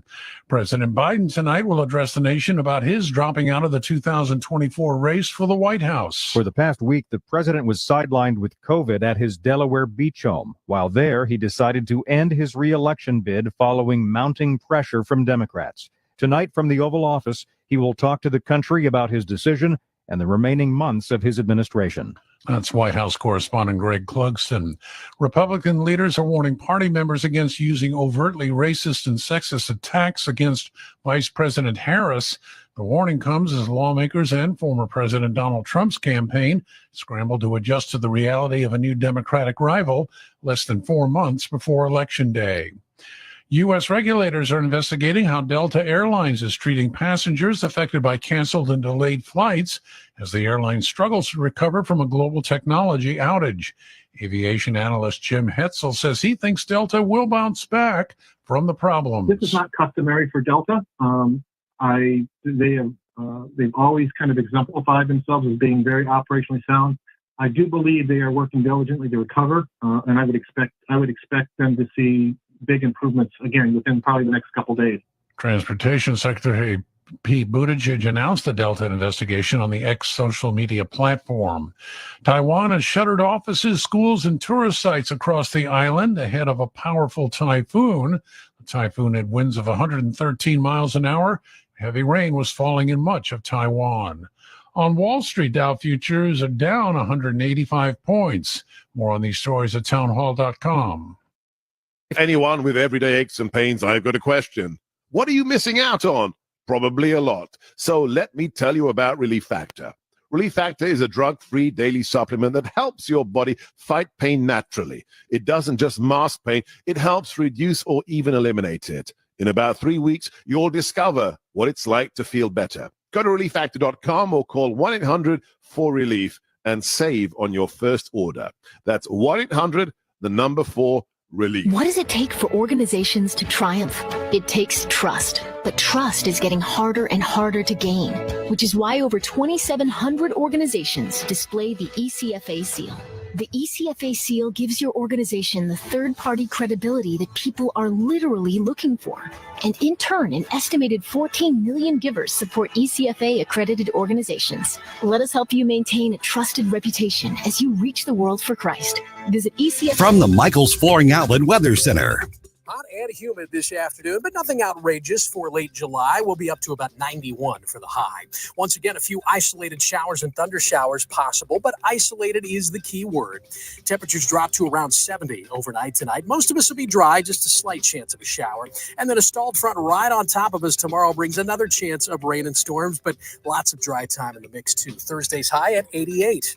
That's your first alert forecast. I'm meteorologist Matt Chamber. This hour of News Talk STL brought to you by Chris Cooper and Serenity Wealth Management. Discover little-known strategies that could be the difference between choosing the care you deserve or having someone else decide it for you. Get a free copy of Chris's book at serenityltc.com. Tony Colombo here for Cadre Asset Management. A cadre is defined as a small group of people specially trained for a particular purpose or profession, and that is the role that Cadre Asset Management can play in your financial journey. Learn more about how they can help secure your financial future by following Cadre Asset Management on Facebook or just go to cadreassetmgmt.com. Cadre Asset Management is a Missouri-based independent advisory firm licensed under and securities and investment advisory services offered through Founders Financial Securities, LLC, a registered investment advisor, member FINRA SIPC. Attention voters. The truth about Phil Cristofanelli may surprise you. As state representative, Phil was endorsed by Promo, a Democrat-led LGBTQIA+ organization with extreme views. Promo pushes for sex changes for kids, males and girls sports and bathrooms, and teaching gender confusion in schools. Phil's record speaks for itself. He voted to allow boys and girls sports. And pushed to teach sexual orientation and gender identity in public schools. Is this the leadership we want? Think carefully when you vote. Paid for by Leadership for America PAC, John Royal, Treasurer. Mike Ferguson. Are you pretending to be crazy? Gabe Pfeiffer. There's something serious I have to tell you about the future. Get up, St. Louis. Will you guys knock it off? Mike Ferguson in the morning on News Talk STL. Get up, get up. This is your cousin Bob. Imagine this. Imagine a little kid telling everybody and drawing a picture and all the things little kids do, basically saying, I don't care what my friends look like. They're my friends. I like all my friends. And getting in massive trouble for that. Okay, this may be something that's happening in an extreme left-wing area, but don't think this isn't emblematic of what's being pushed in a lot of our public education system. And now it's all tied up in court. And so some little kid's assignment literally has him and his family in a court case. This is ridiculous, but this is what we've come to in the country. Mm-hmm. Man, 8:05. I'm Mike. Got Gabe here. Got Stell here as well. Pacific Legal Foundation is involved in this case right here, and we are now joined by Jack Brown from PLF. And Jack, good to chat with you. Thanks for being on the program here. So let's lay the foundation first, because this is something that we love to say, well, that would never happen in my local school district. They would never tolerate something like that, but I bet they would. So you've got a little kid, we're talking what, kindergarten, first grade, something like that, who got in trouble saying, I like all my friends no matter what? I mean, am I oversimplifying it here? You're not oversimplifying it at all. So what happened was that our client is a first grade girl, and she was introduced to the phrase Black Lives Matter during a lesson that the class had about Martin Luther King and the civil rights movement. Now, hearing about Martin Luther King and the civil rights movement, she felt a great deal of empathy for her friend and classmate who's Black. And so she drew a picture of them and the two other friends writing Black Lives Matter across the top. And then below she added any life. And like in context, it's very clearly an attempt to show unity and to, show that she cares about and loves her friends, no matter what their racial group is. It was intended as a very caring gesture, but the school really overreacted to it. They claimed that she was singling out her friend because of her race and punished her for drawing the picture. So let's follow up. What was the punishment? So the punishment was that she was banned from drawing at school, which for a first grader who likes drawing certainly strikes me as a rather cruel punishment.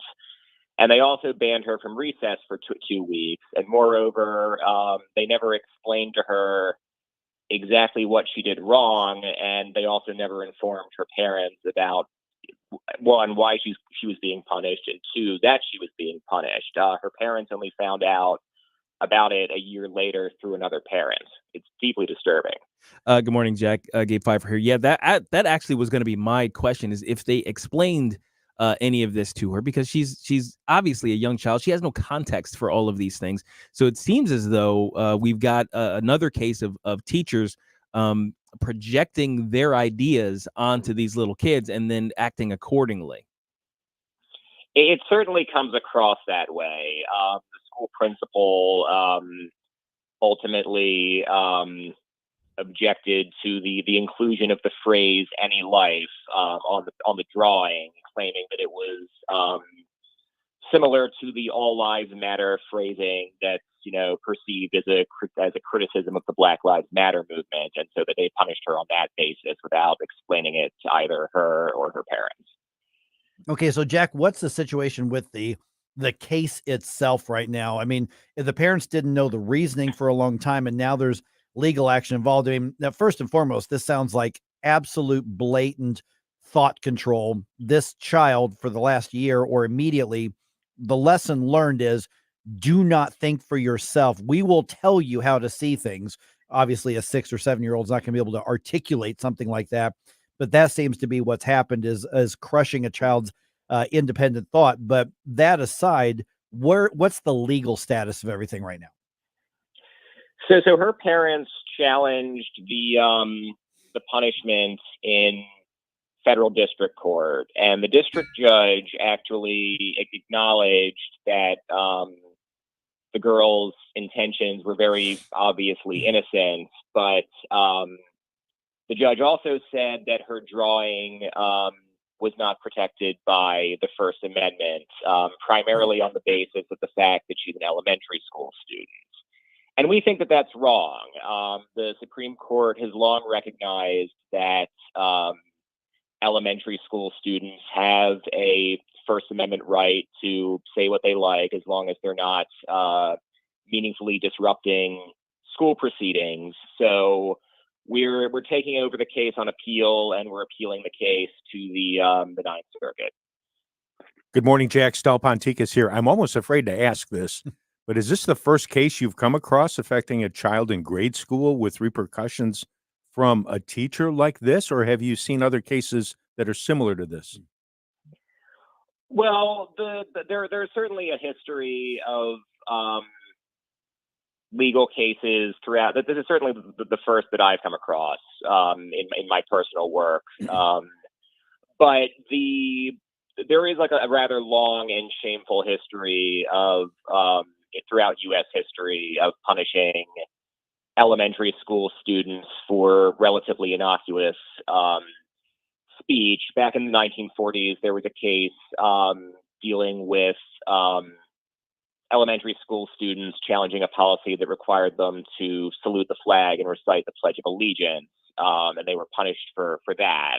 Now, whatever one thinks of the Pledge of Allegiance, I don't think that you should be forced to express a loyalty oath to the U.S. government, and the Supreme Court agreed with me. They said that it was inappropriate of the school to punish those students. So this is the first case that I've come across that deals with these issues specifically, but there is a rather long and shameful history of punishing elementary school students for their speech in school, and what's more, non-disruptive speech in school. Okay, so Jack, this is happening in California, where you would expect something like this to take place, as far as that mindset and the punishment of a student and everything that goes with it.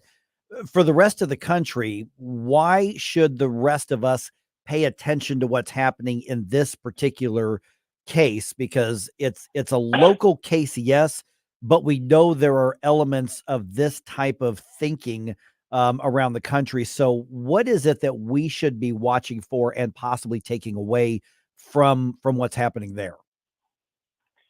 Well, I would certainly keep an eye out for school boards making similar decisions like this and punishing students for relatively innocuous things like this. The fact of the matter is that this kind of stuff and this kind of activity does tend to proliferate, not just in schools, but throughout our daily life. So if you're dealing with a similar issue in your own school district, we'd be very interested in talking to you about it. Yeah. Okay. So let me follow up with that. Once again, Jack Brown from the Pacific Legal Foundation. So somebody, a parent, a student says that's not right. I mean, where is the line between, hey, you just ran afoul of some legitimate school rules? And even I will admit, and I am not a fan of our public education system right now. I think it's completely ideologically captured. But where's that line between, okay, you know what, you just have a disagreement, or you ran afoul of some rules that are going to be considered legitimate, versus they are stepping into taking away your rights or freedoms, or something that is legally indefensible when it comes to your speech and opinions? Well, in the school context, it's true that schools do have a degree of control over what students can say or do for the sake of preserving an educational environment. However, students do nonetheless have First Amendment rights to say what they want and do what they like, as long as they're not substantially disrupting school activities in the educational environment and not infringing on other students' right to be let alone. Elementary school students have First Amendment rights too, even if they're necessarily somewhat limited by the very nature of public schooling. So where the school crossed the line here is that the drawing in this case did not substantially disrupt the educational environment at all. It was an extremely innocuous activity, and on top of that, it also didn't infringe on the other students' right to be let alone. It's not enough that the speech in question is merely offensive to some listener, and for that matter, it wasn't offensive to her friend that she did the drawing for. It was the school that really overreacted here. So, but basically, if the school is punishing you for like a relatively innocuous activity like that, that's where it crosses a line into a First Amendment violation. Whereas if you're, say, yelling in the middle of class, that would probably not be a First Amendment, and they punish you for that. That would probably not be a First Amendment violation. Okay, and like you said, you're open to hearing from cases from parents who think that their kids or their rights have been violated, and they get a hold of you at the Pacific Legal Foundation. How? So we have a case intake form on our website. It's www.pacificlegal.org, and we're happy to hear from you. All right, Jack Brown, appreciate you giving us the update, because like I said, this is happening over there, but could very easily happen here, wherever here is, where people are listening to us, anywhere in the country. So appreciate you kind of giving us that explainer. Thanks, Jack. Thank you. All right, just ahead here, let's get caught up on what's happening, not just around the country, but right here in the St. Louis Metro as well. Going to dump some news on you right around 8:20, and then at 8:35, President Biden's going to address the nation tonight. Sort of, maybe, allegedly. Yeah. We'll talk about that at 8:35. Are you excited for it? Yay! I guess. No. I hope he doesn't shout at us. His voice is almost gone. He's like, I'm going to do this. It's like, okay, Grandpa Simpson. Mr. Burns.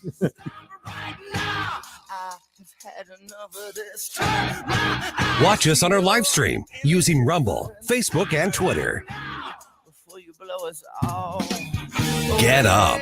It's Mike Ferguson in the morning. Get up in case you hear the alarm. Get up, this is your cousin God. Get up, what are you waiting for? Get up, get up. Re-elect State Representative Tony Lavasco.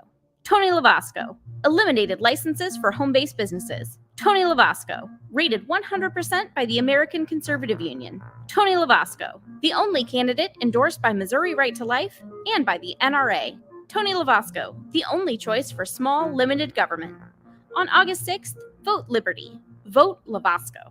I'm Tony Lavasco, and I approve this message. Paid for by Citizens for Lavasco. Dan Rakers, Treasurer. Jewels on Hampton and St. Louis Hills is paying some of the highest prices on gold, silver, diamonds, semi-precious colored stones, coins, flatware, and fine watches on site. Jewels on Hampton is a premier jeweler featuring Alvanza's jewel art designs with an exquisite selection of diamonds, semi-precious stone jewelry, and vintage watches. Their expert design team can restyle your jewelry to today's contemporary style. They also do jewelry and watch repair. Need extra cash? Jewels on Hampton is paying some of the highest prices on gold, silver, diamonds, semi-precious colored stones, coins, flatware, and fine watches. Bring in your collectibles and clocks and sports memorabilia and figurines too. Jewels on Hampton, 4506 Hampton, just 3 blocks south of Chippewa, and jewelsonhampton.com. Call them at 314-752-5000, 314-752-5000, and jewelsonhampton.com. Jewels on Hampton. Sundays at 5 on News Talk STL. All your hard-earned tax dollars and mine are going to fund illegal aliens who come across the border penniless, jobless, skillless, and they're given a cell phone, an identity, and a cash stipend every month. Mark McCloskey on fire. That beats your Social Security income. If you should have the good nature to work your ass off your whole life and retire. Mark McCloskey on fire. Sundays at 5 on News Talk STL. Brought to you in part by Modern Weapon Systems in Fenton. Thanks for taking my call. News, analysis, opinion. Radio news junkie. Love every bit about it. News Talk STL. Bill O'Reilly here. Check out the O'Reilly Update this afternoon at 3:45. Right now, it's back to Mike Ferguson in the morning on News Talk STL.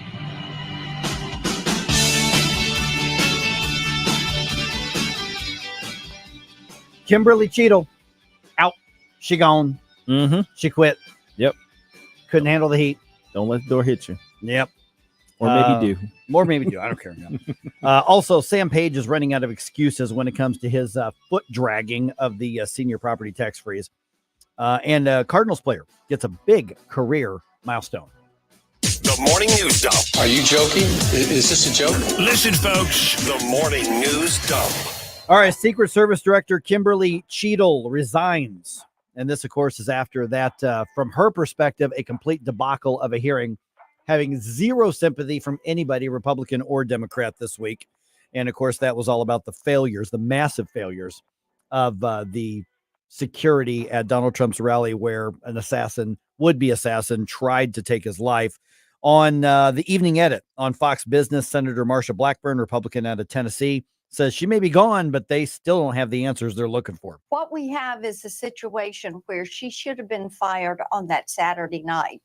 And she has persisted. She couldn't give us answers on the phone call that we had Wednesday afternoon with her. And then she shows up yesterday and she still cannot give answers. And I don't know if it's she can't or she just wouldn't, Gabe. Yeah. Well, like I said, she walked into that room with a binder full of nothing, apparently. Right. And it didn't make any sense. And I kind of go with what you were saying about that she assumed on some level, for some reason, that just saying, yeah, my bad, would be enough to assuage the people questioning her on Capitol Hill. It's like she was going into a board meeting at Pepsi-Cola. Right. That was kind of the attitude she seemed to have walking into the room. Actually, I think she would have been more professional at the board meeting at Pepsi. Maybe. Because they'd ask, it's like, okay, so what are the numbers for the third quarter? It's like, well, I'll have to get back to you on that. Why are you here for this meeting? Right. That wouldn't have been tolerated there. No. So President Joe Biden now gets to appoint the next Secret Service director. So rest well, everybody. I guess. Yeah. Jeez. All right.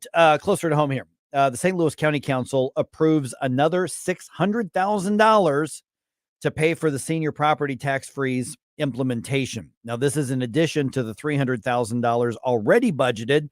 But here's the thing. The Page administration, who keeps whining about needing more money as a way to not implement the senior property tax freeze, they haven't spent any of the $300,000 already. No. So they haven't begun the process of hiring anybody. They haven't begun the process of implementing a new software system, anything like that. Nope. But they keep saying we need, what they say, 1.2 million or something like that. But nobody can explain why you need that much money. Just resetting the stage here. The county council, which is allowed by state law specifically, says if you are 62 years old or older, you live in your primary residence in the county, you can apply for and have your property tax bill frozen at whatever the current bill is. Right. That's it. Which is awesome. It does not change the assessment. It doesn't change when your due date is. It just says whatever the bill was last year, that's what it's going to be in perpetuity after this. And the Page administration continues to argue that they're going to have to hire dozens of people and spend hundreds of thousands of dollars in software in order to do that for the 62 and over segment of the county. And I can tell you that's absolute bullcrap. Yeah. And like I said, I would, he's asking for 1.2. Hey, give me half. There you go. You'll do it right away. I will fix it. It'll take 5 months, 4 of which I will be on vacation. Okay. So some council members who have voted to allocate more money, not as much as he wants, they now say, you know what? Here's the string attached.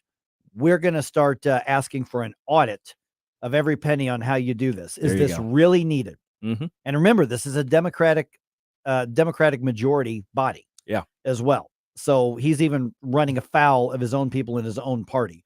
You've got probably the most hated politician in St. Louis County, who just seems to act so arrogantly, and he's just dragging his feet. And by the way, the window to apply to have your property taxes frozen at this year's level for next year, it's expired. Yeah, it's passed. So everybody's going to have their property taxes go up, I guess, maybe unless you're Sam Page, because his went down last year. But the window is closed. He successfully drug his feet to make sure that everybody gets hit with a bigger tax bill next year. Yeah, even if you applied. Right. Because there's no system. Well, there is no system. There's to no apply. system, Yeah. So nobody applied. They couldn't. They couldn't. Yeah. He delayed it long enough to where nobody could apply. So everybody's going to get an increased bill. So remember that when you get that at the end of the year, that if you are 62 or over, or your parents are, or your grandparents are, and they get hit and say, my property taxes just went up, this is really hard for me. Remember, it's Sam Page's fault. Yes, he did it. Individually, Sam Page's fault. All right, Councilman Mark Harder introduces a proposed change to the county charter. Now, if voters approve his idea, and he first told us about it, 2 weeks ago, something like that. Kind of broken. Yeah, a county manager would be hired. They would change the county charter to require a county manager to be hired to run the day-to-day operations and then report to the council and report to the county executive. Now, in order for that to be on the November ballot as a charter amendment, a charter change, the proposal would have to be approved by the council next month sometime. Whether or not they can do that in time for the November election, I don't know. I'm going to text Mark after the show. We'll get Mark on maybe later this week to give us the update now that we've got actual language that is proposed. Yeah. Based on what I've seen, sounds like a good idea. Yeah, absolutely. Yeah. As much as I understand the argument that you're going to have an unelected bureaucrat running government operations.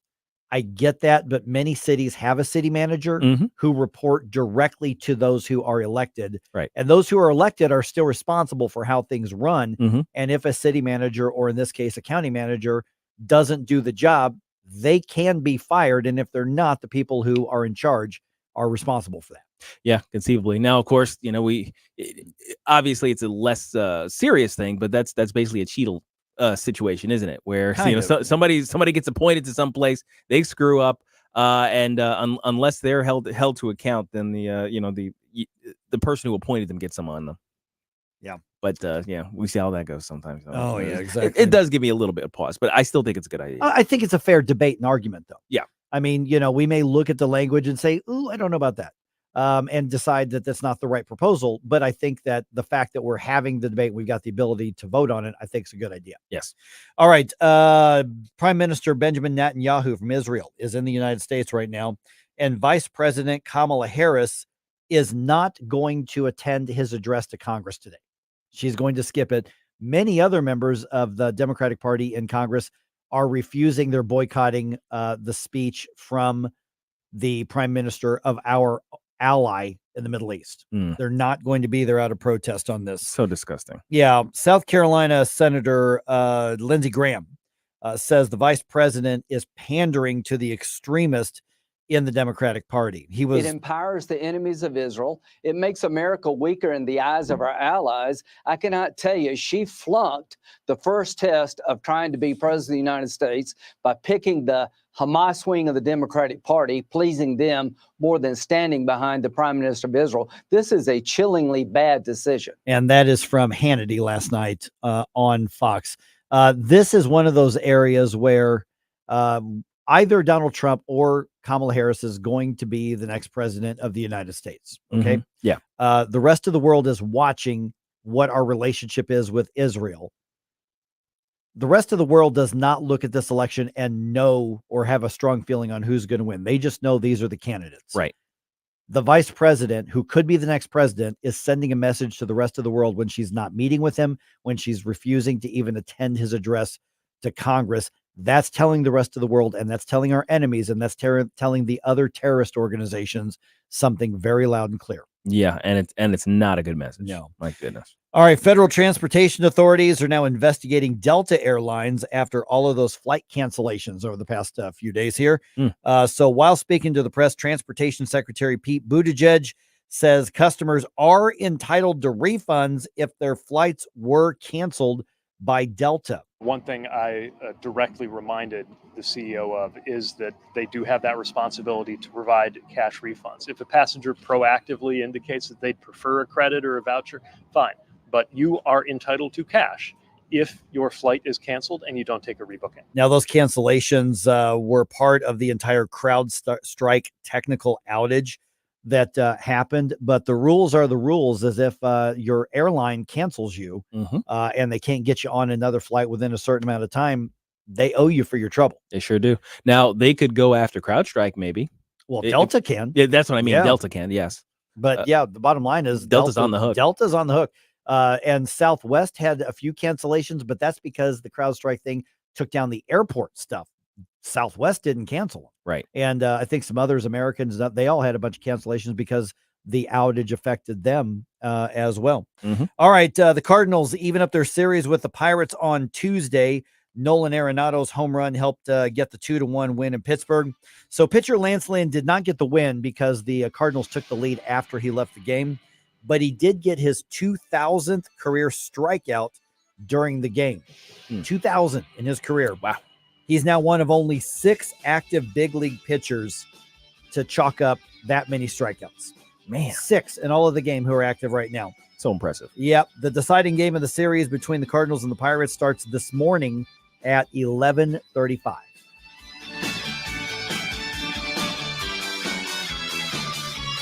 We give you news, analysis, opinion, and more. Only on News Talk STL. Mother, take me from myself. Get up, St. Louis. It's Mike Ferguson in the morning. Can't tell, really I'm not brave. From the Michaels Flooring Outlet Weather Center. Hot and humid this afternoon, but nothing outrageous for late July. We'll be up to about 91 for the high. Once again, a few isolated showers and thunder showers possible, but isolated is the key word. Temperatures drop to around 70 overnight tonight. Most of us will be dry, just a slight chance of a shower. And then a stalled front right on top of us tomorrow brings another chance of rain and storms, but lots of dry time in the mix too. Thursday's high at 88. That's your first alert forecast. I'm meteorologist Matt James. News commentary. VP and possible Democrat presidential nominee Kamala Harris's office can't seem to keep staffers. I wonder why. I'm Tommy Lahren. More next. Donald Trump Jr. here. Since January of 2021, the cost of living has increased by 17.9%. You can't get that money back, but you can stop your losses by diversifying into a gold IRA from my friends at Birch Gold Group. To learn more, get your free info kit on gold IRAs by texting the word SHELTER to 989898. That's SHELTER to the number 989898 to get your free info kit from Birch Gold now. Message and data rates may apply. Kamala Harris's low poll numbers suggest she might not be as well liked by the American public as her party desperately hopes. But it's not just the American public that isn't on board the Kamala train. According to analysis by Open the Books, during her first 3 years as VP, Kamala Harris had a nearly 92% staff turnover rate. But this shouldn't be shocking. Back in October of 2023, The Atlantic reported in her first year and a half as vice president, Harris saw the departure of her chief of staff, communications director, domestic policy advisor, national security advisor, and other aides. But that was just the tip of the iceberg. In the last year alone, 24 people left their jobs with Harris. Could this be symptomatic of a bad boss that staffers and aides just don't want to work for? Oh boy, it would sure seem that way. I'm Tommy Lahren, and you can watch my show, Tommy Lahren is Fearless, at Outkick.com. Did you know your life insurance is an asset you can sell? I'm Jay Jackson, CEO of Abacus Life. For almost 20 years, Abacus has been purchasing life insurance policies from seniors just like you. And at abacuspays.com, we've created a free policy value calculator so you can find out the worth of your policy in just seconds. There are no fees and no obligations. Get real value from your life insurance when you need it with Abacus. Learn more at abacuspays.com. Not all policies will qualify. Not available in all states. Julia owed the IRS thousands. I was paralyzed with fear. Then I heard a commercial for Optima Tax Relief. Optima Tax Relief is the leading tax resolution firm. A+ rated by the Better Business Bureau and experts in the Fresh Start Initiative. Optima Tax Relief settled my IRS tax bill. Call Optima now for a free consultation. It was amazing. Call 800-467-2766. 800-467-2766. Optima Tax Relief. Some restrictions apply. For complete details, please visit OptimaTaxRelief.com. News Talk STL is proud to have Doug Voss as part of our lineup every week. Doug has been a staple on St. Louis radio for many years as one of the leading financial experts in the area.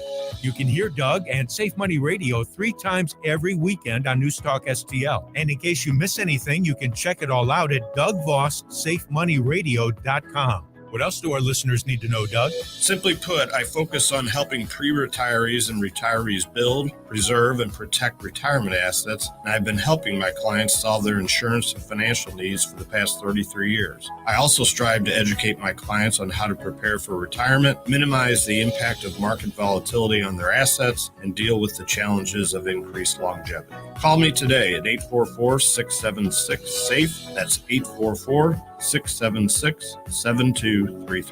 Doug Voss is a registered representative. Securities offered through DHL Securities, LLLP, member FINRA and SIPC.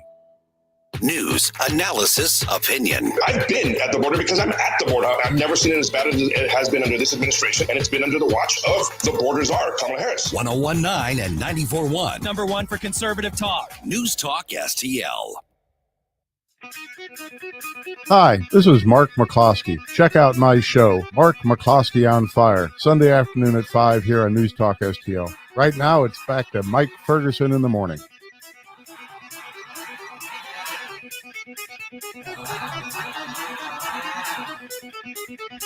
So the president's going to address the nation tonight. Mm-hmm. We're going to carry it here on News Talk STL. Say something real fast, I think. Yeah, I suspect that he's not going to speak very long, would be my guess. Yeah. Not with that super hoarse voice. Yeah. This is, I don't know if this is an Oval Office thing or whatever it is, but just going to be him and a camera. That's all you're going to see or hear in this case. You know, the question may be, will it be live or recorded? They may try to pull it off as live, but some folks are going to think this might be recorded.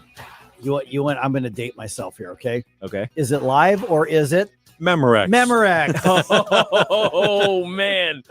Wow. Okay. I don't know why I just did that to myself. Yeah. 8:36 right now. With the guy in the chair. Wasn't that the one with the guy in the chair? And the wind's blowing him. Oh, that was, but anyway, something like that. Yeah. Okay. So he's going to talk about why he's not running for re-election. I suspect he's going to make, some political arguments for Kamala Harris. Yes. And then, probably his agenda. Yeah. His agenda between now and whenever he leaves office, he's going to say that he's going to finish his term. Mm-hmm. I still question that. Same. Whether or not it's going to happen. Because I think that a lot of Democrats are going to say, ooh, you know what? It's a whole lot easier for an incumbent to be kept in office than it is to have an open seat. Mm-hmm. And from a political science and campaign perspective, that's true. Yep. And you basically double up on your potential wins as a Democrat identitarian because you get the hey, first black woman president. That's our lady. That's hey, right. you can vote to keep the first woman black president to be elected to president, and you can have that historical marker as well. So I know, excuse me, that there's some people who were looking forward to the debate between Bill Eigel and Jay Ashcroft tonight. My understanding is Mike Kehoe, once again, is not going to be at the debate. Yeah. That's scheduled to start at 7:00 as well. Mm-hmm. I imagine they're going to postpone that. That's my guess, Just but a I little. have nothing to go on to say that. So one of two things will happen is you're going to have a choice for 3 to 5 minutes on which one you listen to or watch. Of course, you've got a great choice with Larry Connors right here on News Talk STL. Mm-hmm. I don't know that Jay or Bill are going to say anything that we haven't heard them say already, but who knows? There's a lot of ground to cover in that debate. Mike Kehoe isn't going to say anything because he's not going to be there. Yeah. Or I think you're right, Gabe. My guess, and this is just a guess, I have not heard anything from Channel 5 here. It's Channel 5, I think, right? Oh, yeah. The 9 network, and I think it's Channel 5 and KSHB in Kansas City and somebody else, with all the PBS stations. They're all working together to do this debate. Mm-hmm. And I have not heard from them directly. My guess is that they'll be willing to say, you know what, we'll wait 5 or 10 minutes. Yeah, seriously. And then just start, whenever the president signs off, whatever he says. Then you got 120 seconds notice, and then you go. Mm-hmm. Yep. That's probably what's going to happen. Mm-hmm. But I've got a couple other guesses. Okay. I don't think that there's going to be a big rush to run to television to watch 81-year-old Joe Biden give his "here's why I'm not running for re-election, where's my porridge" speech. Yeah, I don't think that's going to happen. Because the main thrust of it, that he, the announcement that he's not running has already been done. That balloon has been popped. So what are we doing? Yeah.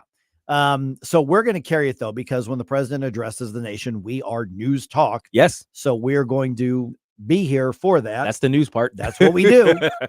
And then obviously we're going to be discussing whatever's relevant tomorrow on it. And this may be another complete debacle and a waste of time. And if that's what it is, that's what we'll say. And we'll move on to things that are more important. If there's something significant that happens politically because of what he says, or he announces some, crazy left-wing thing or some initiative or some appointment or some executive order or whatever. Okay, then we're all over that too. Sure. But either way, I don't think it's going to be very long. Like I said. Are you guessing that this is going to be a sort of standard Joe Biden, hey, I'm doing this thing, and then I want to do these things, like Kamala Harris, and then he's out? Or do you think he's going to have such a horrible performance, or maybe he is going to announce some crazy thing, like he's going to forgive all student debt in the next 6 months, right? And then it'll just kind of blow up the internet for a while. Yeah, see, I think that would be a goal for the Democrats and for the Biden administration, is to say something like, for instance, somebody brought this up the other day, one of my baseball buddies, saying he can't do these things. Why is he doing it? I said, well, even if they know that it's going to get thrown out in court or by law, right now they don't really have a lot to lose by doing something they know is illegal. There's basically nothing to lose, is there? When it comes to like the student debt thing. Yes. Or the rent control thing, or artificially saying we're gonna stop interest rates on home mortgages, or whatever it is that they're gonna do. The student loan thing is a big one. It's all positive for them. Oh, sure, because they get credit for trying, and then they look at those big, bad, mean Republicans who made people pay back the debts that they themselves volunteered to take on. Or that rent control issue. The rent control issue, yeah. Yeah, so then it's all the big bad landlords' fault. Right. And it's their fault that there's no housing, or that housing is so expensive. Yeah, because we talked to Ryan Young from Competitive Enterprise Institute about that, was it late last week, I think it was, that we talked to Ryan, and it will lead to a bigger shortage of housing. But hey, there's a whole lot of people who say he's trying to keep my rent down. Yeah. Isn't that nice of him? And this will be thrown out in Thanks, court. Grandpa. I mean, it's like the moratorium on evictions that Yeah. were done during the shutdown era, the Yeah. COVID shutdown. Yeah, they were overturned, weren't they? At some point? They were overturned, but what's happened since then is that a lot of landlords are saying, okay, here's the rent per month. You're responsible for these utilities. We'll cover these utilities. By the way, the deposit is now 3 months worth of your rent. That's or right. 6 months. I've heard of one that was 6 months worth of your rent because they're at risk of having somebody move in and not be allowed to kick them out if they don't pay the rent. Think about if you were a landlord who had somebody on the cusp of eviction, you were making the decision, and then the moratorium came down. Yeah. And now you're stuck with that person for months on end, because you have no relief. And then it's the court overturns it. It's like, oh, thank you, I can finally get rid of this. You're already 6 months in the hole on them just living rent free in your home. At least 6 months. At least 6 months. And then in the city of St. Louis, they extended that. They locally said, we're just not going to prioritize those cases, even though the court threw it out and said that the moratorium is illegal. There's nothing that says we have to move quickly on it. And so in the deep blue areas, what you had was the message sent loud and clear: if you provide housing, we're going to go after you. Yeah. And so that's the type of thing that the Biden administration has been trying to do for the past 3.5 years. Yeah. And so I think we might have some announcement of that, of whatever his next thing is. Yeah, they could try it. Doesn't hurt them. But Just hurts the rest of us. If he thinks the entire country is waiting at the edge of our seat to find out why he's not running, oh no, as though we can't see what's happening, right? Then they're either completely out of touch, which I don't think they are. I think they know what the entire country thinks. So I think this is going to be a matter of trying to set the agenda, set the foundation for Kamala Harris's campaign, and using a national address, whether it's live or recorded. I don't know. They could be working on it right now. They could be on take number 32 as far as we know. And we're not going to know the difference one way or the other. I guarantee you, though, if there are cuts, it's recorded. Yeah, I think that I don't know that they're going to do. The only way to do the cuts that would possibly hide that is if they have multiple cameras. Yeah, that's what I'm saying. That's the only way to do the multiple cameras, and then of course there's the zoom. So you can cut to a closer shot, right? Like, and that's a jump cut. It's a jump cut to a closer shot as opposed to a zoom, and you can hide an edit right in there. Do we care if it's live or recorded? I mean, does that make a difference? I mean, if he records it, today and then they play it back, does that really matter if it's not live? It's just indicative of his state, but we already know. I mean, the answer may be yes. I'm wondering. I don't think it changes our understanding of the situation. I don't think so. We already know he's incapacitated. So the jump cuts are just more evidence of it, that kind of thing. Yeah. All right. 314-912-1019. That's at 7:00 tonight, our time. And yes, we will have it here on News Talk STL. All right. This survey that I just saw. Yeah. I mentioned it a little bit ago. Yes. Okay. So sports nuts. There are a lot who are among us who think that we make a difference in that game. Oh, absolutely. there are those of us who aren't even that into it, who find ourselves in the position of assuming that my behavior has some, effect on the outcome of a sports game. What is your superstition when you're watching your team? I want to know. We had a couple people comment on Rumble on this. Let me know. 314-912-1019.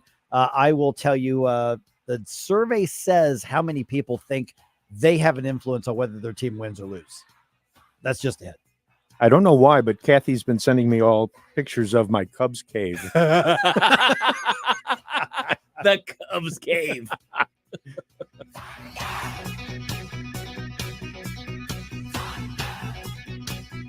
Get up. It's Mike Ferguson in the morning. Hey, sand volleyball junkies. Feel the rush and show off your skills for our brave first responders. Join the David Dorn Foundation's Top Gun Maverick Sand Volleyball Fundraiser Tournament Saturday, August 31st. Enjoy Oh So Good Barbecue from Sugarfire, a splat gun tent for an energy charge, and DJ Peasy Montana to keep you entertained. Saturday, August 31st at the Sugarfire location in Wentzville. To protect, to serve, to spike. Sign up today at dornfoundation.com. Liberal mega donors are always looking for new rhinos to do their bidding. And with Adam Schnelting, they found their new star. Adam Schnelting has already backed their radical plan to defund our police. And he skipped countless important conservative votes. Skipped a vote to protect kids from sexually explicit materials in school. And skipped a vote to protect churches from junk lawsuits. It's no wonder Adam Schnelting is bankrolled by Hillary Clinton, Barack Obama, and Joe Biden's top funders. Bill Cristofanelli is the only leader we can trust to protect our conservative priorities. When radicals tried to defund the police, Bill Cristofanelli passed record funding from Missouri's law enforcement. When Joe Biden left our southern border wide open, conservative Bill Cristofanelli banned sanctuary cities and voted to send Missouri National Guard troops to secure the border. Vote Bill Cristofanelli, the proven conservative, for state senate. Gladius PAC is responsible for the content of this advertising, paid for by Gladius PAC, and is not authorized by any candidate or candidates committee. My friend, death is certain. Are you prepared? Larry Connors here. I don't want to scare you, but your funeral plans are an important conversation you need to have with your spouse, family, other loved ones. My friend Benjamin Schaefer at Senior Memorial can help find you an affordable final expense life insurance policy, regardless of your health condition. You could qualify up to $30,000 of lifetime coverage.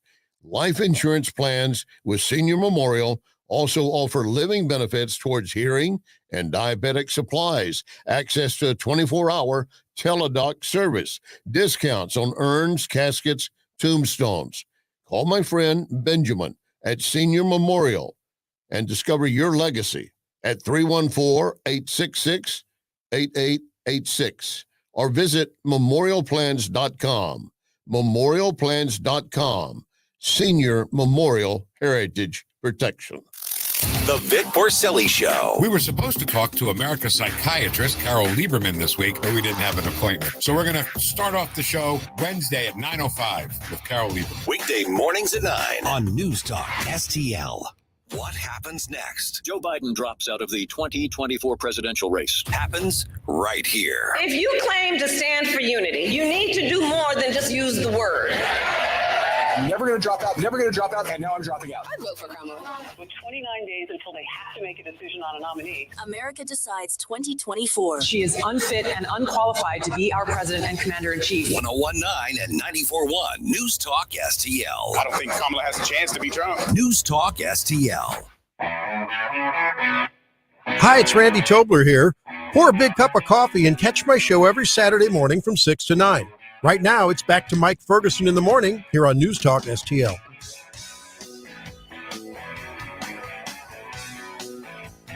Okay, around the room real quick, if I had to say, what's your favorite team in any sport, college, pro, anything, what would you say? Favorite of all? Just I guess anything, anything. Well, I'll say the Blues. Blues. Okay, all right. No, nobody wants to hear what you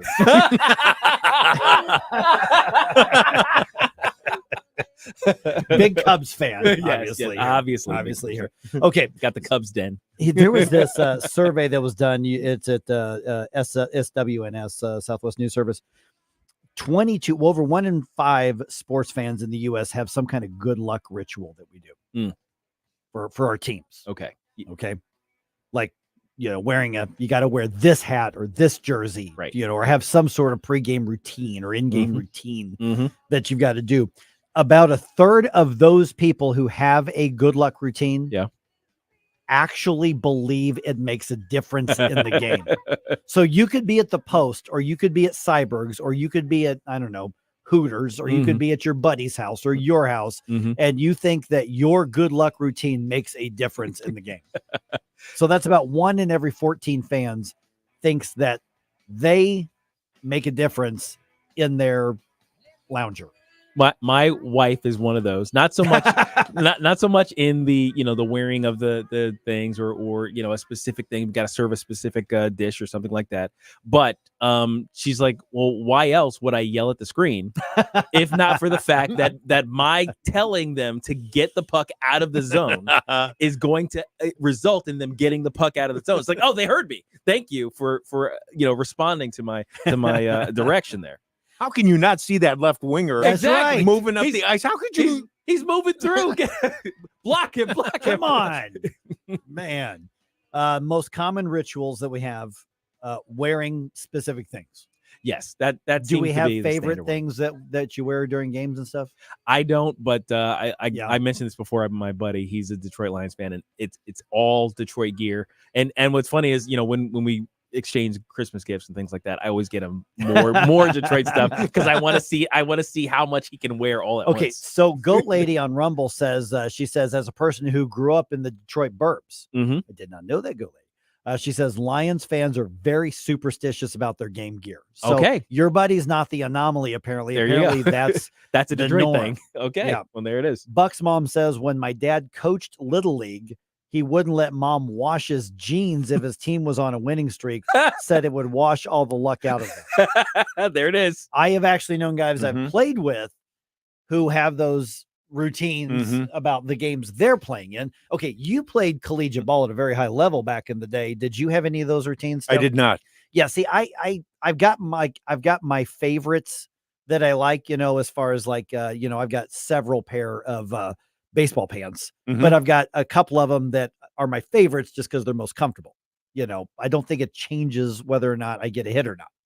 I have things that I enjoy. I do have a pregame routine, but that's more about just getting me in the right mindset for my game and, stopping, not thinking about work and thinking about the game. And so that's my routine, but I'm going to win or lose on the field. Right. Well, yes. But the thing is over the years, I'm like, I actually kind of fell into that superstition, but as a player, you can see one thing. We're talking about the fans, who aren't even at the game, right? Thinking that we make and as much as I want to make fun of that, if we're really honest, at some point, have all of us taken it really personally when our team loses? Oh gosh, yes. Oh, absolutely. Well, and on top of that, just going back a little bit to the ritual thing, I think there is a little ritualistic thing I think people do that they don't even realize they're doing it. And I'm just kind of taking my self inventory here. So yes. let me sit on the couch for a minute. But if I'm watching like a series and they're winning and I've been missing the game, I got something going on and I've been missing the game. I haven't been able to watch, but they've been winning. If I get it's game 3 and I can actually have time to watch it. I'm sitting down to watch, and now they're behind.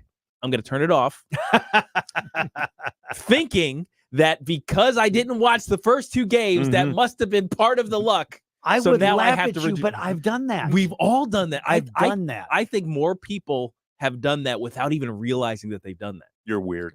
Yeah. Okay. Yeah, you're right. I've heard people doing it. Yeah, and I'll absolutely. say from someone who did play basketball and baseball, I can recall a couple of things specifically as a player. One of them was on the basketball side, a buddy on the team who will not get off the court without hitting a shot before we go into the locker room. Oh, yeah. Oh, like he'll just stay out on the court, and I got to hit a shot before we go. Just let's go. We got to get in the locker room. No. I got to hit a shot. And baseball was a buddy of mine who wore wristbands all the time. Okay, yeah. And he forgot his wristbands for one game, and man, he was out of sorts. And then I can remember Kathy and I were at a restaurant, and the guy said, I got the wrong Cardinals cap on. They're not going to win. Oh, come on. Seriously? The wrong cap. And in case you didn't know, Stell played both basketball and baseball for SLU. Yeah. For a little bit, yes. Yeah. Collegiate level. So collegiate level there. The average sports fan will watch 120 games and matches this year, or at least parts of them. Maybe not all of them. If their team doesn't win, 39% say they are more sensitive than usual after their team loses. Oh yeah. So they're in a bad mood after their team loses. Yep, absolutely. I mean, I've never really done. I've never been like sad. I mean, it's always disappointing. It's like, man, I wanted my team to win, but I don't like let it ruin the rest of my day. I mean, if my team loses, play in, that you played in, yes. I still may be bummed out. And the closest I came to it is we won a game in the last inning about 2-3 weeks ago. But the reason that we had to play the bottom of the last inning is because I made an error that allowed the other team to tie it up. Oh, yeah. So took that personally. I almost cost us the game. Oh, man. And it's old man baseball. I know in the grand scheme of things, it doesn't matter in anything. But I was in a position. I'm like, I almost really let my team down. I feel like this is like the remnants of some sort of tribal understanding that we have. It's like, because when our boys go off to war, that's right, and then they come back and they're all downcast. Oh no, we lost the war. We're all sad. The whole tribe is sad. But this is a healthy outlet of tribalism. Yes, exactly. It's our city versus their city. Yes, that's why we have theme colors. That's why we have a mascot. That's why we have logos. Yes, man, yeah. So yeah, we do that, and I would rather have more of that than the tribalism in some of the other areas that we have. Absolutely. Just don't become like the soccer fans in other parts of the world where they like beat each other up. Yeah. Come on. Do what we do here. Have a latte and a quiche. This is Katie McKinney, founder and head of school for Lafayette Academy in Lake St. Louis. Recently, we had a new second grader come to Lafayette Academy who claimed he was stupid and hated reading. Within months of using our world-class literacy program, he was reading Harry Potter and loving it. He had just not been given the right tools. This is what true education is all about, giving our kids the tools so they can be successful. To learn more, go to LafayetteAcademy.org. That's LafayetteAcademy.org. 1949, the last time a Republican held the top post in St. Louis City. A gallon of milk was 84 cents, and streetcars ran down Grand Avenue. The city was booming. Unfortunately, St. Louis city streets are no longer the epicenter of family and business life. In the 80 years of Democrat control, our city has been on a steady decline. St. Louis City Republicans believe it is our duty to provide a different path forward. Learn more at